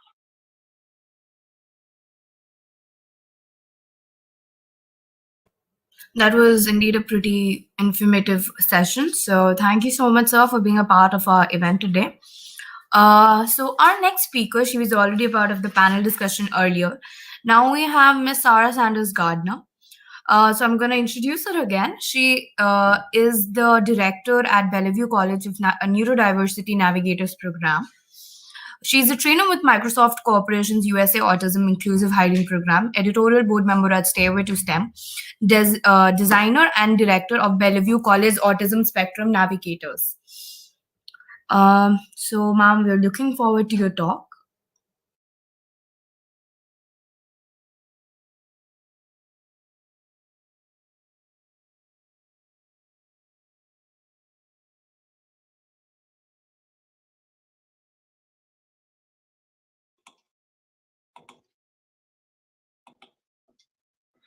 Hi, everyone. I'm Sarah Sanders Gardner, and we're going to be talking about neurodiversity cultural responsiveness.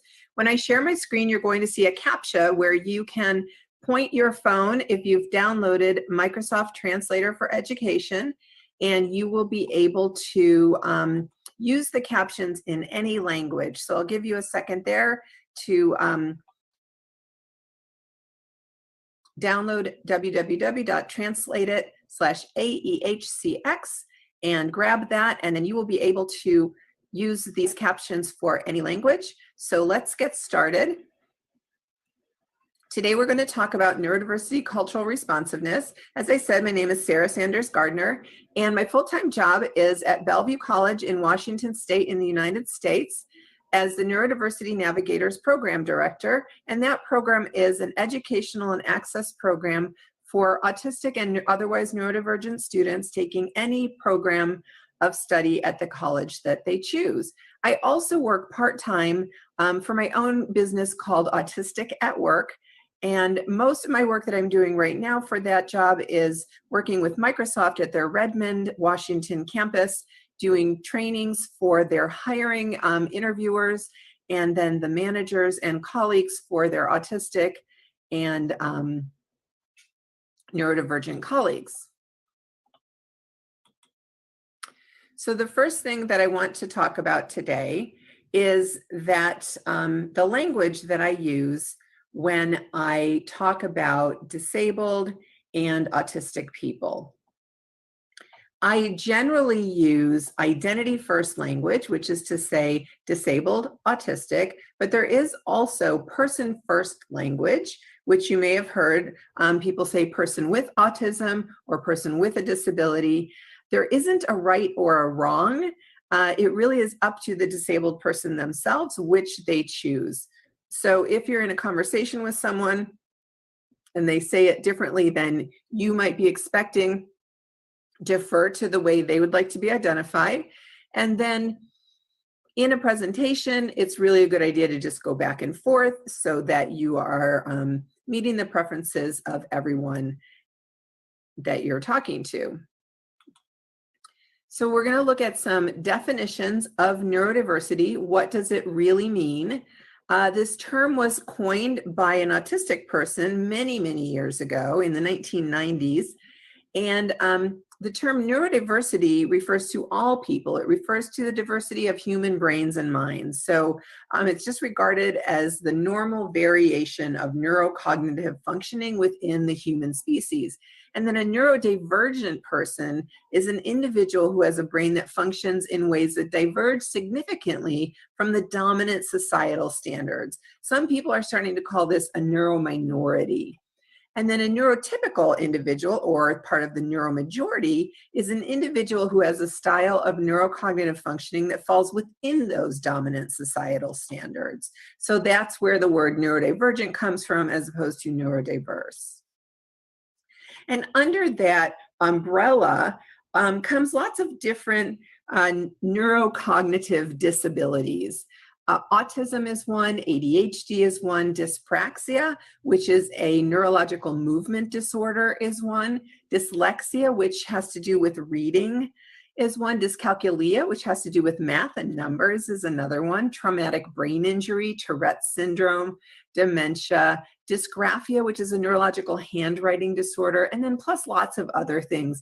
It's up to the individual themselves what they identify as being part of a neurodivergent identity. But what's really important is when you are working with neurodivergent individuals, whether it's at school or at work or at home, to work with them through a social justice lens where you're describing what's going on rather than prescribing a medical intervention, looking at it as a deficit. So what we want to do is we want to seek to empower the individual. We want to see barriers to access as the problem rather than the disability that's within the person. We want to look at those cultural constraints and question, do we really need to have these cultural constraints, or can we accept that there's many different ways of being and thinking in the world? So the bottom line is we don't want to paint our red apples green. We want to have all the different colors and flavors of apples in the bushel so that we can have a diverse workplace, a diverse school place, a diverse group of friends, and enjoy all of the benefits that come with that. So this is a picture, a color spectrum wheel of all of humanity, but it helps us highlight what's going on for some neurodivergent people. So Theora, who you can find on Tumblr, and this particular thing under Understanding the Spectrum, has put this together and put some things on the outside that affect all people, but particularly the very sensitive neurodivergent and autistic people: language, motor skills, perception, executive function, sensory processing. And then these little black dots in here that are movable. and they represent one person's different functioning abilities within this wheel. They're all interdependent upon one another. So for myself, for example, if I'm in an unfamiliar place, like a hotel, for example, and this has happened to me a couple of times, and the fire alarm, the fire drill goes off, I quickly will lose my ability to speak and my ability to move because I'm so overwhelmed with my trying to process that sound. And so someone will have to lead me out. I'll start rocking and just not be able to do anything else. Now, most people are not affected that strongly, but everyone has had the experience of not feeling well, and maybe your limbs, your legs don't work as well as you'd like them to. You're not going to go out and run a race when you're in bed sick. Likewise, you may have had the experience of having an argument with someone, and it's really hard to focus on your work when you're really mad at someone somewhere else or angry with someone. And so everyone can relate to the fluctuating levels of capability that are experienced by neurodivergent people.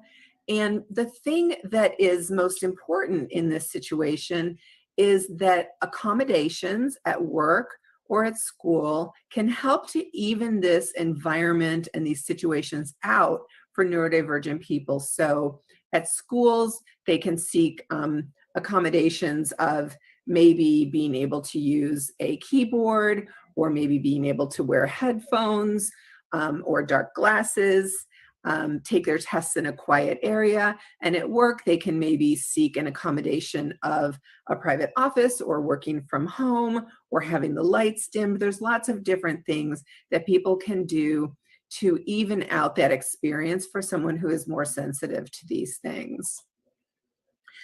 Now, I want to dig a little deeper into what's going on and how you can have better communication and better relationships with neurodivergent people and people who think differently. And so I want to use Edward Hall's cultural iceberg as kind of a backdrop for this. So Edward Hall was a cultural anthropologist who specialized in nonverbal communication. And why that's important is many neurodivergent people, and especially autistic people, have a nonverbal learning disability. And so I'll explain what that means in a minute. What Edward Hall said was, usually when we think about a culture, we think about this surface culture. We think about foods and festivals, holidays, music, games, literature, language, things like that. But what really makes up a culture are these deep culture things: communication styles and rules, facial expressions, gestures, eye contact, emotions, tone of voice, notions of courtesy and manners, concepts of self and time, attitudes towards different people in your life, approaches towards religion and courtship, decision-making, problem solving. And in order to learn these things, Edward Hall said, you have to live in the culture and absorb these things through nonverbal observation. They aren't taught to you directly. People don't sit you down and say, this is how you use eye contact, this is how you use your tone of voice, this is what you should think about marriage. They don't really tell you all of these things. So where this becomes a problem for autistic and neurodivergent people is that many of us don't pick up on these things through observation. And so these deep culture areas are where we get in trouble a lot of times. Some of them are even stereotypes, that we don't make eye contact in the right way, or that we don't use the right tone of voice, or we don't show emotion appropriately, et cetera, et cetera. We speak out of turn. We don't speak appropriately to people in positions of authority. There's all sorts of different things in this deep culture that we end up being disciplined for. So sometimes people think, well, we're going to put the autistic person or the neurodivergent person in the social skills class, and we're going to teach them how to behave. Now, of course, autistic people need to learn and grow just like everyone else. However, what happens when you put us in a social skills class is we learn those short little things to do from the culture of the person who's teaching us. But the culture is fluid depending on what work group you're in, depending on what family you're in, what group of friends you're in, depending on what city you're in, et cetera, et cetera. It's different everywhere. And so if you teach a neurodivergent person social skills, then they will know those skills they were taught, but they can't flex depending on the situational demands that are put on them. And so they end up being very awkward. You've probably seen this if you've been around enough neurodivergent people. So the better thing to do is to look at these different areas and do something a friend of mine calls manage your stories. Manage what you're telling yourself about the person. And if they're doing something that doesn't meet your cultural expectation under any of these categories, instead of telling yourself, oh, I know why they're doing that, instead ask a question. So I'll tell you a question from an interaction I had with a faculty member from India, because she was taking a class from me, and everything I said, she shook her head no. I know you know what I'm talking about right now. And so finally I said to her, I'm feeling like you're disagreeing with a lot of the things I'm saying because you keep shaking your head no. And then she had the opportunity to explain to me what the bobbling head means. And so now I knew that she was not saying no to me, and she was in fact agreeing with me. But had I just decided that she was disagreeing with me, I could have left that interaction with a very different feeling about her. Instead, I asked her a question instead of just assuming that she was being disagreeable. So this is what I mean. Just ask a question. Are you angry with me? I'm not sure I made myself clear. Let me say that again another way. Ask questions rather than just assuming that you know. So much of our communication, much of the communication in India, from what I can ascertain, is nonverbal gestures, facial expressions, moving your head and hands, and how you use your body. And so these are the things that neurodivergent people are going to have more difficulty picking up and using. And so the important thing to know is you don't need to change how you communicate. You just need to add a little more information or questions when someone doesn't seem to be understanding, or when they're coming across very direct with you. Maybe they say something that seems rude to you. You can just ask more questions to try to understand. The other thing that's important here is sometimes we will say things that are implied. It's a hidden meaning within our spoken communication. So maybe we don't want to directly come out and say something, but we'll kind of skirt around the meaning. Many neurodivergent people have a hard time with that. We don't know what you mean. And so you may need to, if we're not understanding, you may need to come right out and say what you mean. And just remember, you can be direct and kind, so you can say the thing directly while still being kind. And all these nonverbal communications vary across cultures and within cultures. That's the important thing to remember. So there are different ways that people communicate. There's being very direct. There's also being very indirect. There's being concrete or abstract, logical or emotional, detailed or general. And the takeaway from this slide is that if someone is having a communication difficulty with you, or you're having a difficult time communicating with them, and they're communicating differently than you are, if you're able to slide more in their direction, go ahead and do that. If they're being very detailed and you're giving a more general picture, slide a little more towards the details so they can feel a little more comfortable in that conversation, and then start to move more in a general direction if you need to. So here are some of the key takeaways, and I want to tell you this is an abbreviated version of the training that I do for Microsoft, so there's a lot more information to be had, but I didn't want to have you sit online and just listen to me talk without the ability to ask questions for a long time. So your takeaways are: be direct and concrete if there is a communication misunderstanding. Putting things in writing is really important because someone can look back at that later or ahead of time. So sending agendas before meetings so people can prepare is really important. And what managers have been doing is send those agendas to everyone, and they find out that the whole team is better prepared for the meetings. Likewise, sending notes after the meeting to everyone. Microsoft has even found in their research that whole teams are doing better when they do this. So it's not only the neurodivergent people, but the entire team. Encourage multiple means of communication during meetings and brainstorming. So this has been happening more naturally now that we are virtual. People can type in the chat and people can talk as they please.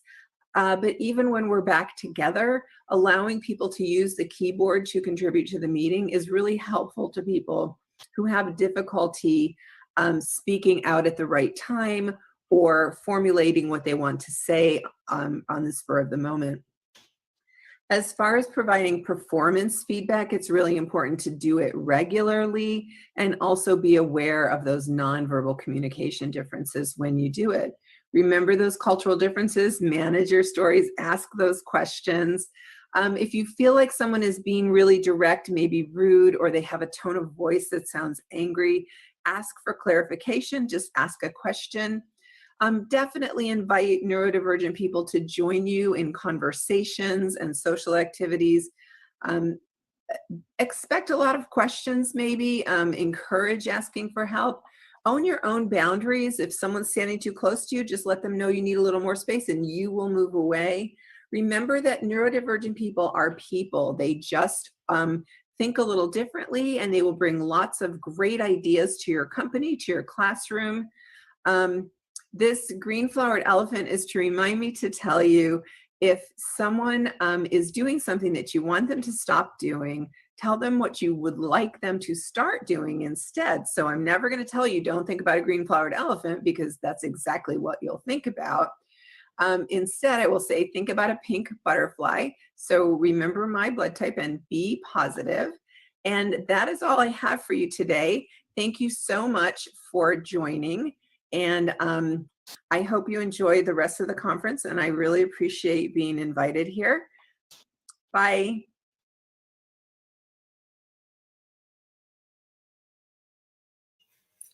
Thank you so much, ma'am. That was a very nice session, and the ending, especially when you were summarizing on how to communicate and make our environment typically more inclusive for the people, people, and I mean that was a very great session. Moving on, now we have Miss Tanushri Mustafi, and she's a counseling psychologist at Inner Connect. Tanushri has served as student counselor at Oak Ridge International School, Newton Campus, Hyderabad for primary years program. She got a diploma in special education at Spastic Society of Karnataka. Her application to become Rehabilitation Council of India certified special educator is currently under process. She is certified in psychiatric counseling. Welcome, ma'am, for our event today, and it's a pleasure to have you with us.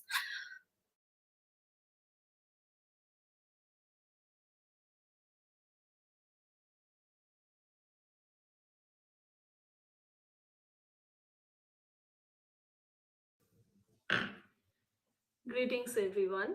Thank you, Usha, for inviting me for today's meetup. Today, we are going to explore the concept of neurodiversity and how much aware we are about it in India. India, a country which is tormented by the puzzle of diversity with reference to socioeconomic status, caste, religion, language. How ready are we to embrace another new concept of diversity, and a concept which has its base in neuroscience?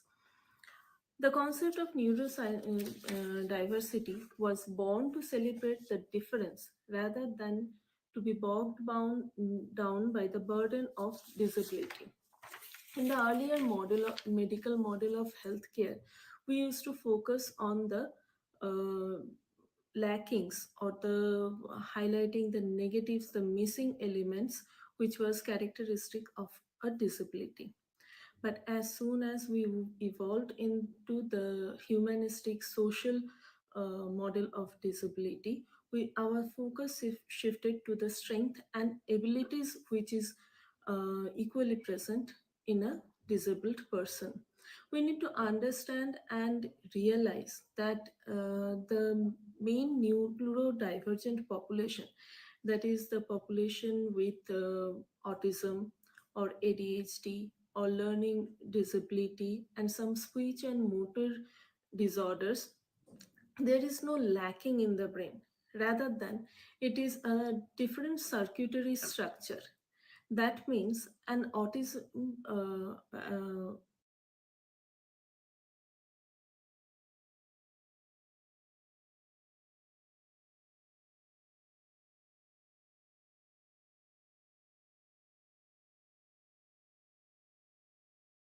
I'm so sorry. I think we were facing some technical issue. Just give me a second.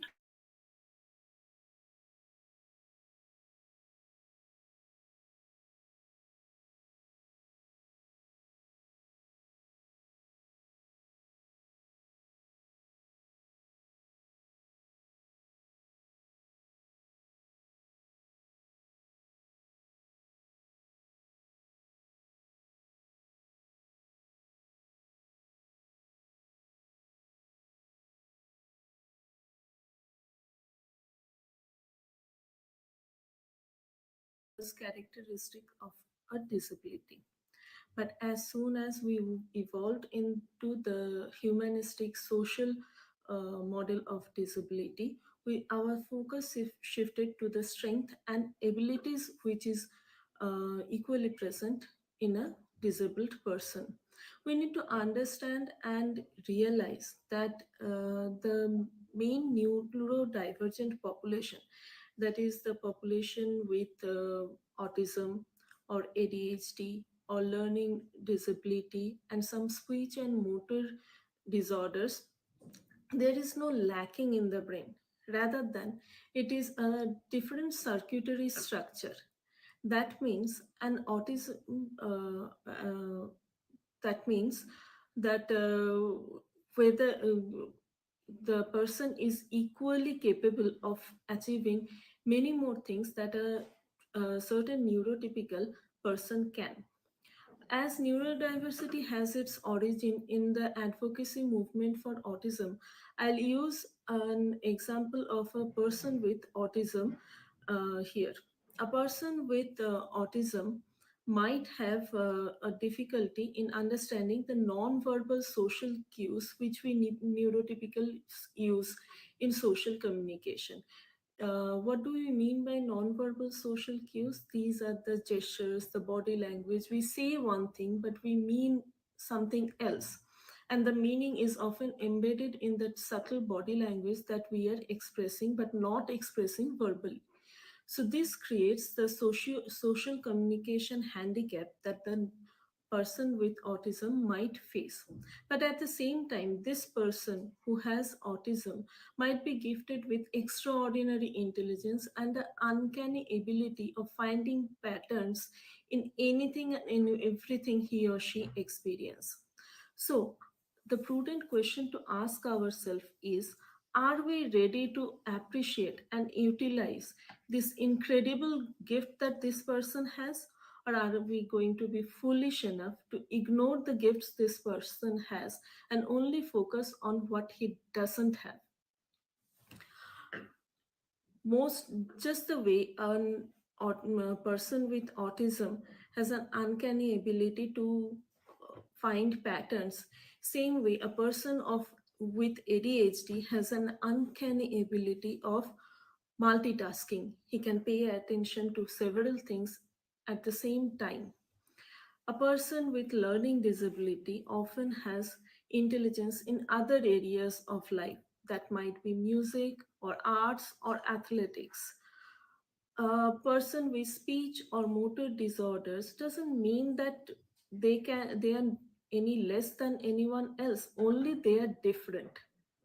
And all we are lacking is the structure, the various accommodations that they need. If we provide the accommodation, they can achieve as much as a neurotypical. By a recent estimate, one in every seven in the population is a neurodivergent person. One in every seven. We need to understand the gravity of the situation. The way the earth is changing, the way we are facing problems with novelty, complexity, and often without a straightforward solution.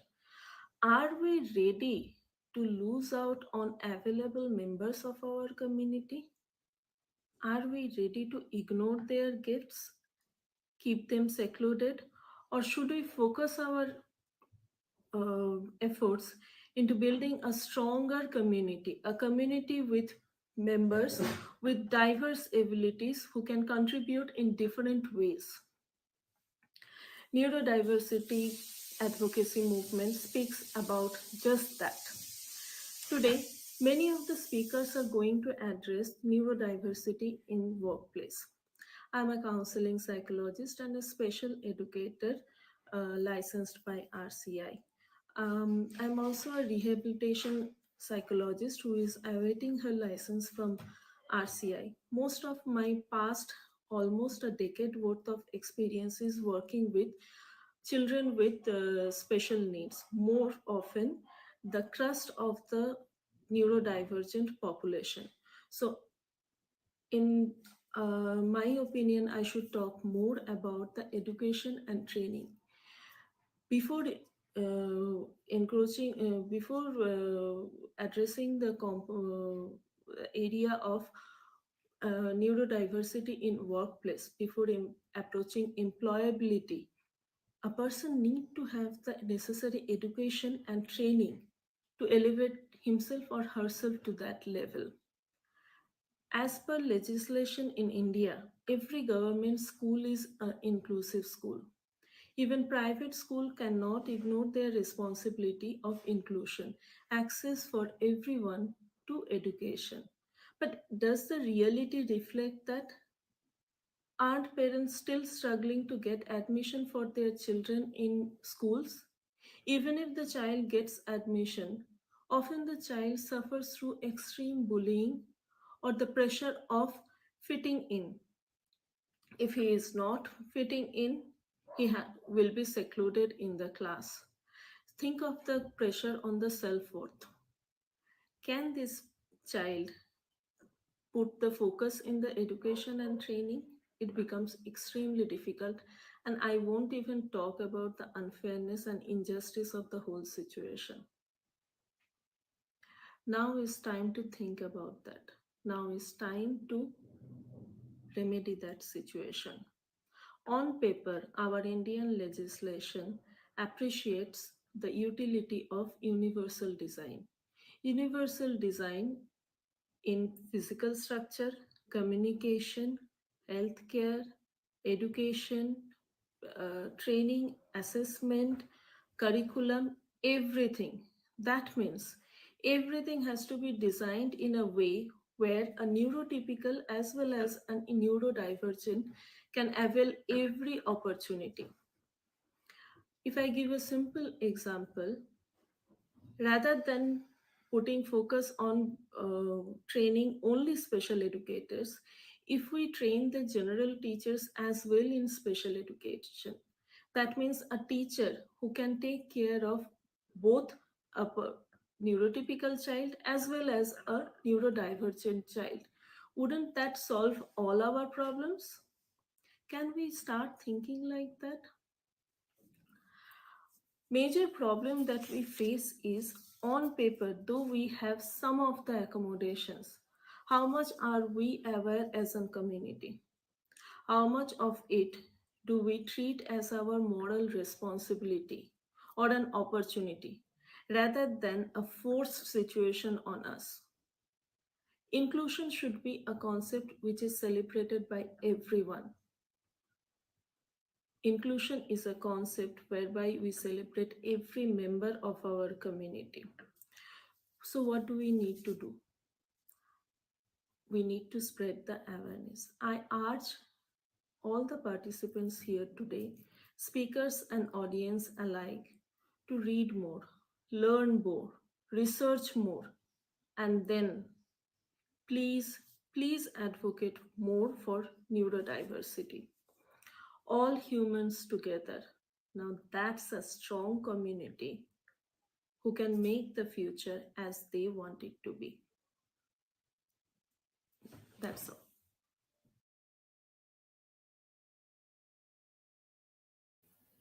Thank you so much, ma'am. That wasn't just informative, but it was pretty deep, and I think everyone here should kind of introspect.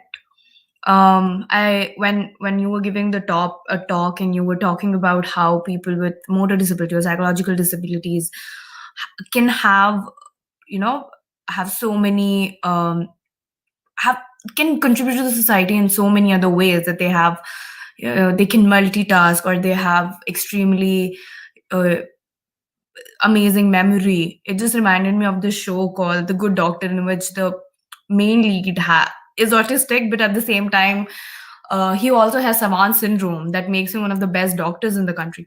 So anyway, that is one thing that kind of showed me over your talk, that every single person has something to contribute to the society. And especially when it comes to inclusion, that is something that I absolutely agree with. We have to be inclusive, we have to include people, and not because it's just there in the legislative that every school cannot ignore, but also, you know, stop the bullying and be more warm and kind towards people, and kind of help everyone, and everyone move ahead together. So thank you so much, ma'am. That was absolutely an amazing session. Now moving on, our next speaker is Ms. Radhika Agarwal. She's a disability specialist at VSesh Learning Services Private Limited. So thank you, ma'am, for being with us today, and pretty excited to listen to your talk. So let's go.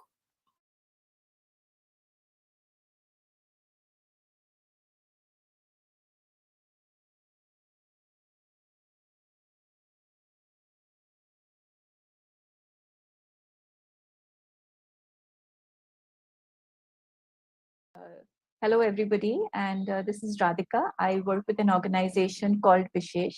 We are a for-profit social organization, and our work is largely centered around employment for persons with disability in India.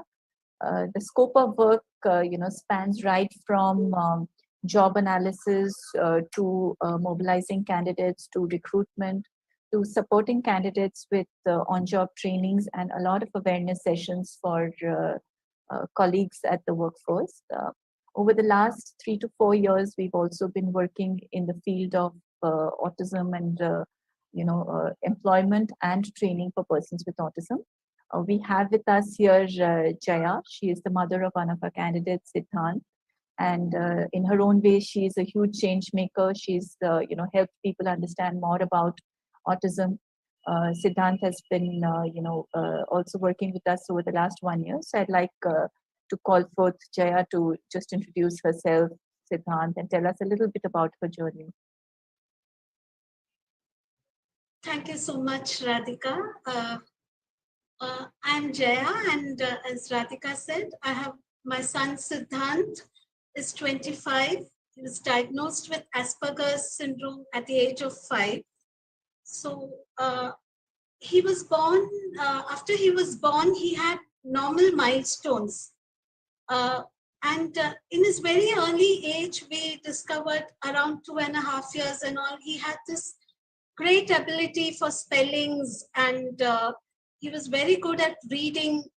And the difficulties we sensed when after his schooling, and more so when writing began. And he was diagnosed formally by a developmental pediatrician, Dr. Vibha Krishnamurthy, so as having Asperger's disorder, and ADHD was a secondary condition.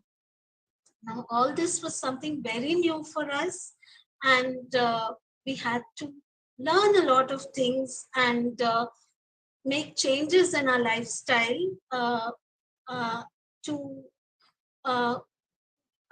support Siddhant in his journey. Now, the very first question, he was already in his pre-primary schooling he was doing. but we needed to look ahead. And at that stage, 20 years back, the scenario here in India was that there was very little awareness about autism, and we had to look at his schooling and all. And one of the very first references given to us was a parent support group called Forum for Autism, which is an integral part of our life now, I can say. So we were advised to go in for a school with a resource center, and that helped Siddhant immensely. Now, again, the school had heard of autism, but not of Asperger's syndrome. But they were very open, and we had assessments done. Assessments before his admission, the school itself gave us some references, and to find his strengths and weaknesses. And it was found that he had uneven skills. Some of his reading abilities were very high, and writing abilities were slightly below his chronological age. And with those recommendations of the doctor who assessed him also, he was taken into school, and they said, let us all try together. Those were the words. And happily, after the first year, he progressed so well that 7 more students were taken after him in the same school. And this was the time when slowly inclusive schooling here and there in Mumbai, our journey started of many children. So again, it was always through workshops of Action for Autism Delhi and all that we started learning. It was a journey where professionals and parents grew together. And around just before his teens, again, this was something anticipated, but like we knew that in mid-school and all, things might be slightly difficult, because earlier it was those very high memory skills and all which had helped him in the lower classes. But now there would be many more things academically, more subjective things to do and all. So this was the time when many of us parents came together, and the schools also realized that all our children have different learning styles, it is a spectrum disorder. Like as they say, if you know one child with autism, you know one child with autism. Each one has different strengths and abilities. So this was a time when many of the schools, the parents, and the government hospitals came together and approached the State Education Board and made a presentation about autism. And we were given accommodations for exams, and that is for the board exams. And that is how Siddhant gave all his exams using the computer, because he had handwriting difficulties. So I can say this generation of young adults who are now in their 20s, they are the actual change makers, because they grew up at a time when autism was not recognized as a disability in India. So it is only in 2016 that it has been included in the Disability Act. So it was a learning process for us parents, professionals, the education system. But I must say that there have been some very supportive schools, and with the help of the resource centers, the counselors and special educators and the peers, all were sensitized, and our children were part of this process. They have always created awareness and sensitized the community by coming for walks with us, and some of them are now good self-advocates also. So that has been the journey. And after schooling, we did have some difficult moments because it was in the college areas and all, there was not much awareness. But again, the state education department invited us to be part of the expert committee and continue the process up to university level, giving the accommodations. So, so the process continued, and again, it was our children who helped us with typing assignments and all when there were deadlines. And also another things which all our children have needed over the years is a lot of physical activity and a lot of leisure activities, because most of them need a lot of activities to keep themselves engaged, and lot of support system to make friends and all. And after that, the next step towards work. So that is where I feel something like the training provided by Vishesh has helped us a lot. So, and I can say that in the last couple of years, our children, the young adults have really proved their mettle in all spheres, be it modeling or photography, music, dancing, in the corporate sector, everywhere. And I think the future also looks good for them, with a lot of more NGOs coming in to support us. So thank you, and over to you, Radhika. Yeah, thanks, Jaya. That was, a lot of facts about how difficult it has been for persons with autism to grow in India. And just to share a little bit, about Vishesh's journey and how we worked with the entire ecosystem, starting right from, the children, the candidates, the trainees or job seekers to the employers. We started, while we've been working in the employment space for persons with disability for almost a decade. Our intervention with persons with neurodiversity has been fairly recent, the last 3 to 4 years. And our model has been, to work with both the job seekers as well as the clients. With the job seekers, typically we start with doing their autism spectrum analysis to understand more about their behavioral, their social communication skills, their alignment to employability skills, which we share with the employers. And with the employers, we work with helping them understand that it may be better to use an internship model for employing persons with autism rather than going with the model where you have to interview and select your employees. That's worked pretty well. We've had a lot of persons enrolling into internship opportunities. And again, at the employer end, we've been working with the entire team to sensitize them to what is neurodiversity, what is autism specifically. We talk about the candidates, how they would need accommodations at the workplace. We've also looked at working closely and allocating job coaches who would work with these neurodiverse candidates at the workplace, because sometimes candidates with neurodiversity can have a lot of challenges in terms of they would like a fixed routine. They get stressed under certain circumstances, and it's very, very difficult at a corporate or workplace kind of environment for people to understand that. So we always work with the job coaches to help them understand the candidates better, and they then work as conduits between the team as well as the employee. So that's largely, we've been working with this format for the last 3 to 4 years.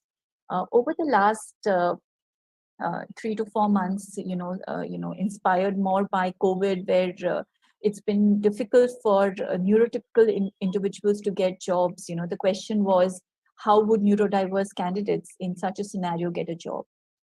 Also, the difficulties of working online.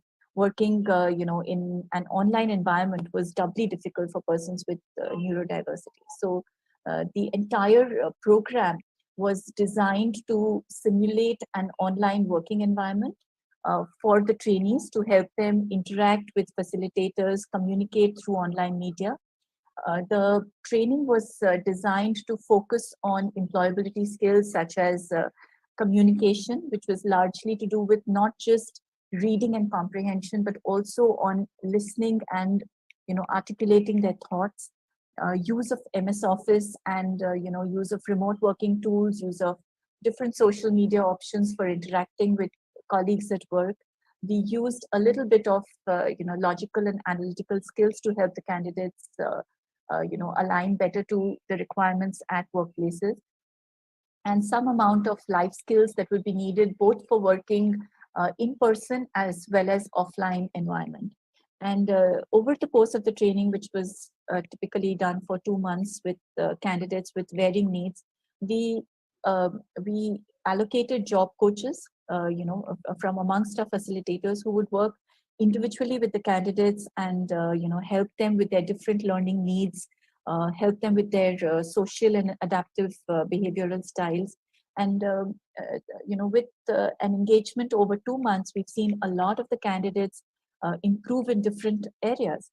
We've also worked extensively with the parents, parents like Jaya, who can help support their candidates, by working with them at home on their areas, which would need to be improved. It could be technology, it could be the listening skills, it could be their ability to focus in a more comprehensive way. And I think we've come out with a lot of candidates, who've been much more confident, who've been much more, comfortable working with online technology. So Jaya, if you would like to add something, about how Siddhant may have benefited from our training program, please do so. Yes, Radhika, he has certainly benefited. It has given him a lot more confidence, sitting tolerance, and immediately after the training, he got a 1-month internship. So that also benefited him a lot. And this work from home situation is something I think it's a very good step before stepping out to work in an office environment. So I think it has helped him immensely. And also we've received many pointers for the difficult areas, his listening skills or speaking confidently in a group. And we are working on that, whatever pointers he has received during the training. So, and one interesting thing I would like to share is many of our young adults have this very unique way of working. They are very original in their thinking. So during his internship, when he was first being shown the job, in their format, they needed to interchange the latitude and longitude of the column headings. And he was sharing his screen. And when the trainer told him to interchange the words, he did not erase the whole thing. He kept the L and the tude intact. He just removed the letters in between and reinserted the necessary letters. So that was something he did in a fraction of a second, and which was beautiful, I thought, So I think this is what many of our young adults can bring to the table, their original way of thinking, and they will often bring a smile at the workplace. Thank you. Over to you, Radhika. Thanks for sharing that, Jaya. So as very aptly pointed out, our training also, the objective is to help identify, unique ways in which, the different candidates who are enrolled with us can think and, be our teachers. And while some of our candidates did get internship and employment placements, some are, I think we were able to at least help the candidates and their parents understand, their areas of improvement, which could help translate into opportunities in the future. So thank you, and that's from us, and thank you for having us as a part of the summit. Thanks so much. Thank you so much.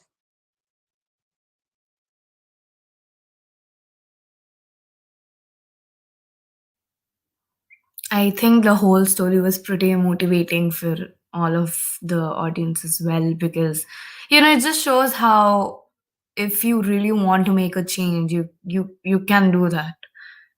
Teeny tiny steps, one day at a time, you can actually make a difference, and you can actually make a difference in one person's life. So thank you, mom, for sharing that story with us. And your training is doing amazing, I think wonderful work for every person out there. So thank you so much. Moving on, we will be having our uh, we will be having some lightning talks from neurodiversity supporters who have supported the initiative from the beginning. So our first speaker is Ramya Victor. She is a part of Women Who Code, Bangalore City Director, and she also works at VMware. So, ma'am, it's a pleasure for us to have you for this event.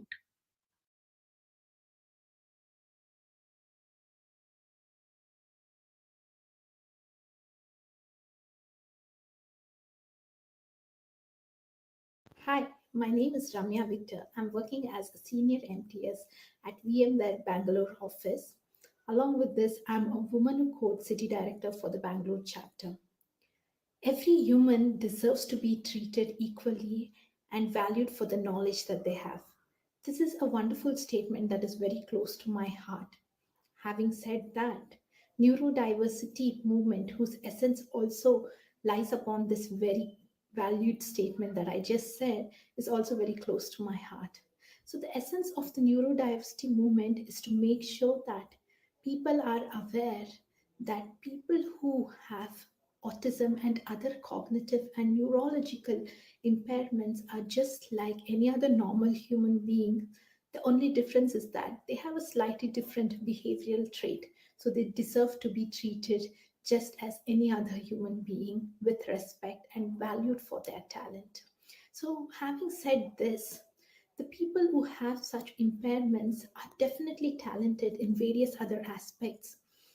So we need to definitely have such people in our workforce so that we have a more cohesive and diversified environment. I'm a very proud advocate of neurodiversity, and I urge everyone to stand for this cause so that more awareness is built across India and we have more and more companies coming forward to hire such folks and have a more cohesive neurodiversified environment in their workplace. At VMware, there is a lot of initiative taken towards this cause, and there are multiple other companies who are working towards it. So it is good to spread this awareness across all the people in your workforce and try to be an advocate for this wonderful movement. Thanks a lot.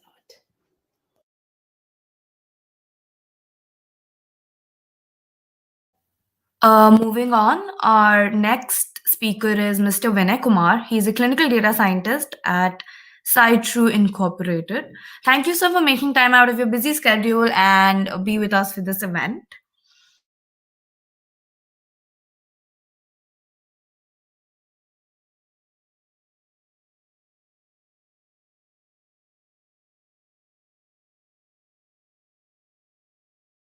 Hello everyone, I'm Vinay Kumar. I work as a clinical data scientist at SciTrue Inc. Along with that, I'm also a community co-organizer for one of the largest and fastest growing AI ML community in Bangalore. Small disclaimer, these are my personal views and not definitely representing my employer views. Let me ask you a simple question. Would you like to tap into a talent pool for specialized jobs at your firm? If your answer is yes, I have something for you.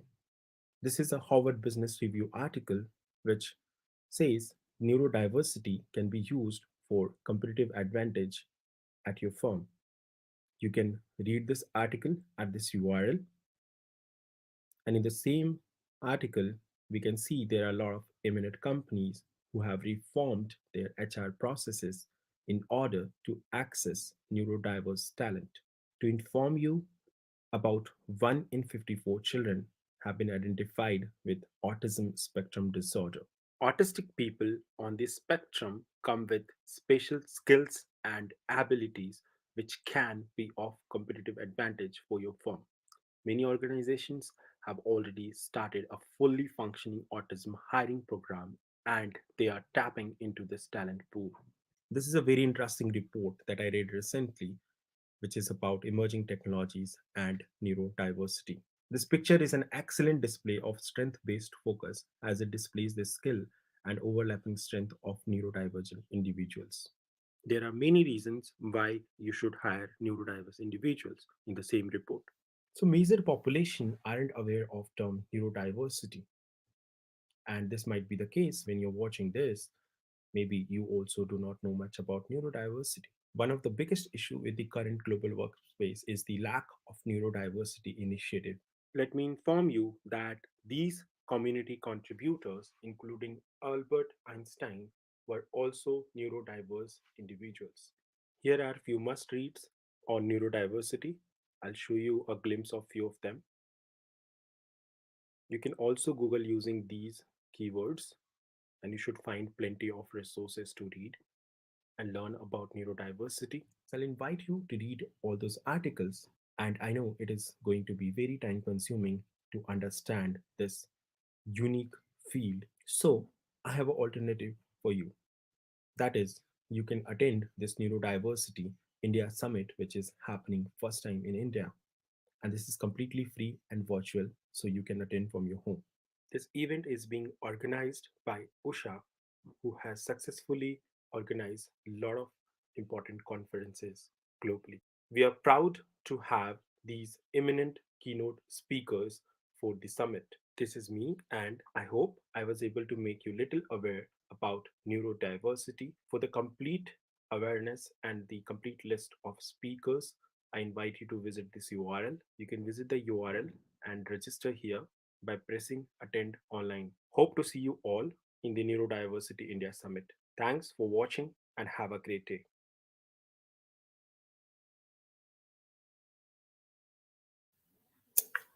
Thank you so much, sir. And I agree, we have had a amazing line of speakers this time around, and it was extremely motivating. And I agree, it was extremely amazing and introspective for all of us. So now we have the last speaker for the day. We have Miss Sukanya Mandal. She is Pi Ladies Mumbai organizer and Cap Gemini. Thank you so much, ma'am, for making time and being one of the speakers today.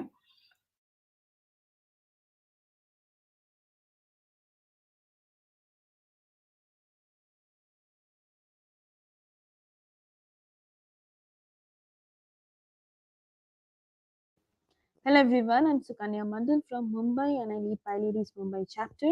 I'm glad to be here at the very first Neurodiversity Summit India, being able to give this lightning talk and being able to share my support. Diversity and inclusion is something that I strongly believe in. Diversity is extremely crucial for making more innovative products, giving ways to more creative ideas, and of course, diversity enforces better decision making. But diversity alone is not enough. Uh, inclusion, uh, inclusion is something that needs to be taken care of. Without us being inclusive, we cannot welcome a diverse group of individuals. We cannot work with a diverse group of individuals. Only when we are inclusive at heart, only when we learn to accept individuals the way they are, we can bring in more, we can work with more diverse workforce, and we can work with more diverse group of colleagues. uh, and definitely, so this is something that I strongly support. And we are at now that we are at 2020, moving on to 2021, we are definitely at a very progressive time, wherein we can easily shed off most olden days social stigma.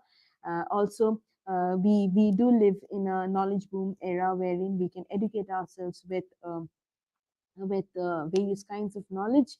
And definitely, when we talk about diversity and inclusion at such a very early stage, progressive, that the definition or of diversity has evolved over time, and now it not just includes men and women and their equality in workforce, but it also includes but it also entails involving broad range of individuals and broad range of communities. Neurodiversity and neurodiverse communities of individuals are one such community which makes diversity in the workforce a possibility. And these individuals are blessed with the ability to think differently, think innovatively, of course, think out of the box, and bring in more creative ideas to the table. And this is something, this is their superpower, and this is something that they're blessed with. And again, here calls the time wherein we need to understand how to be more empathetic towards these individuals, and how can we be more inclusive towards them. Many organizations have nowadays come up with their own employment education curriculum, as well as they do have their own employee drive for such communities of individuals. And definitely these do foster a more inclusive workforce and more diverse workforce. The neurodiverse group of individuals are normal people. They just have the ability to think differently. And we at this age of innovation should be embracing these communities of individuals.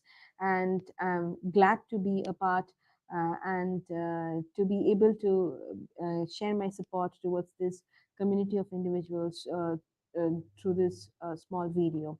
Thank you all for hearing me out, and welcome once again to the very first Neurodiversity Summit.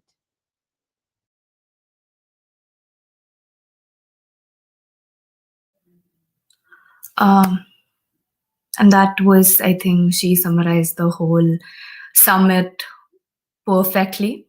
So I would just like to thank every single speaker who was there on the panel today and talked about neurodiversity in the workplace and in life in general.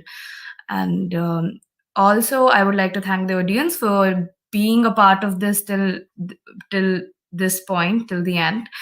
And and being a part of India's first Neurodiversity Summit.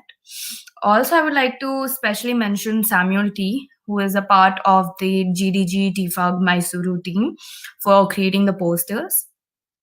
I think that all of us took something away from this event, but I think one thing that I feel that all of us must have taken away is that in the past, there hasn't been more support to this neurodiverse group of people. They have been denied equal opportunity, and to a point that bullying and everything, they weren't given given equal opportunity. They weren't treated equally. They were denied employability. But it's great to see that now that we're in 2020, it is important to kind of make the environment more inclusive for everyone, take everyone ahead together. And how Mr. Rahul said earlier, it is important to create a psychologically safe environment for everyone now. So thank you so much to everyone for being a part of this event. So, and a huge thanks to Usha ma'am for organizing this event. I think it was a much needed event. So I would just like to conclude this event by this last line.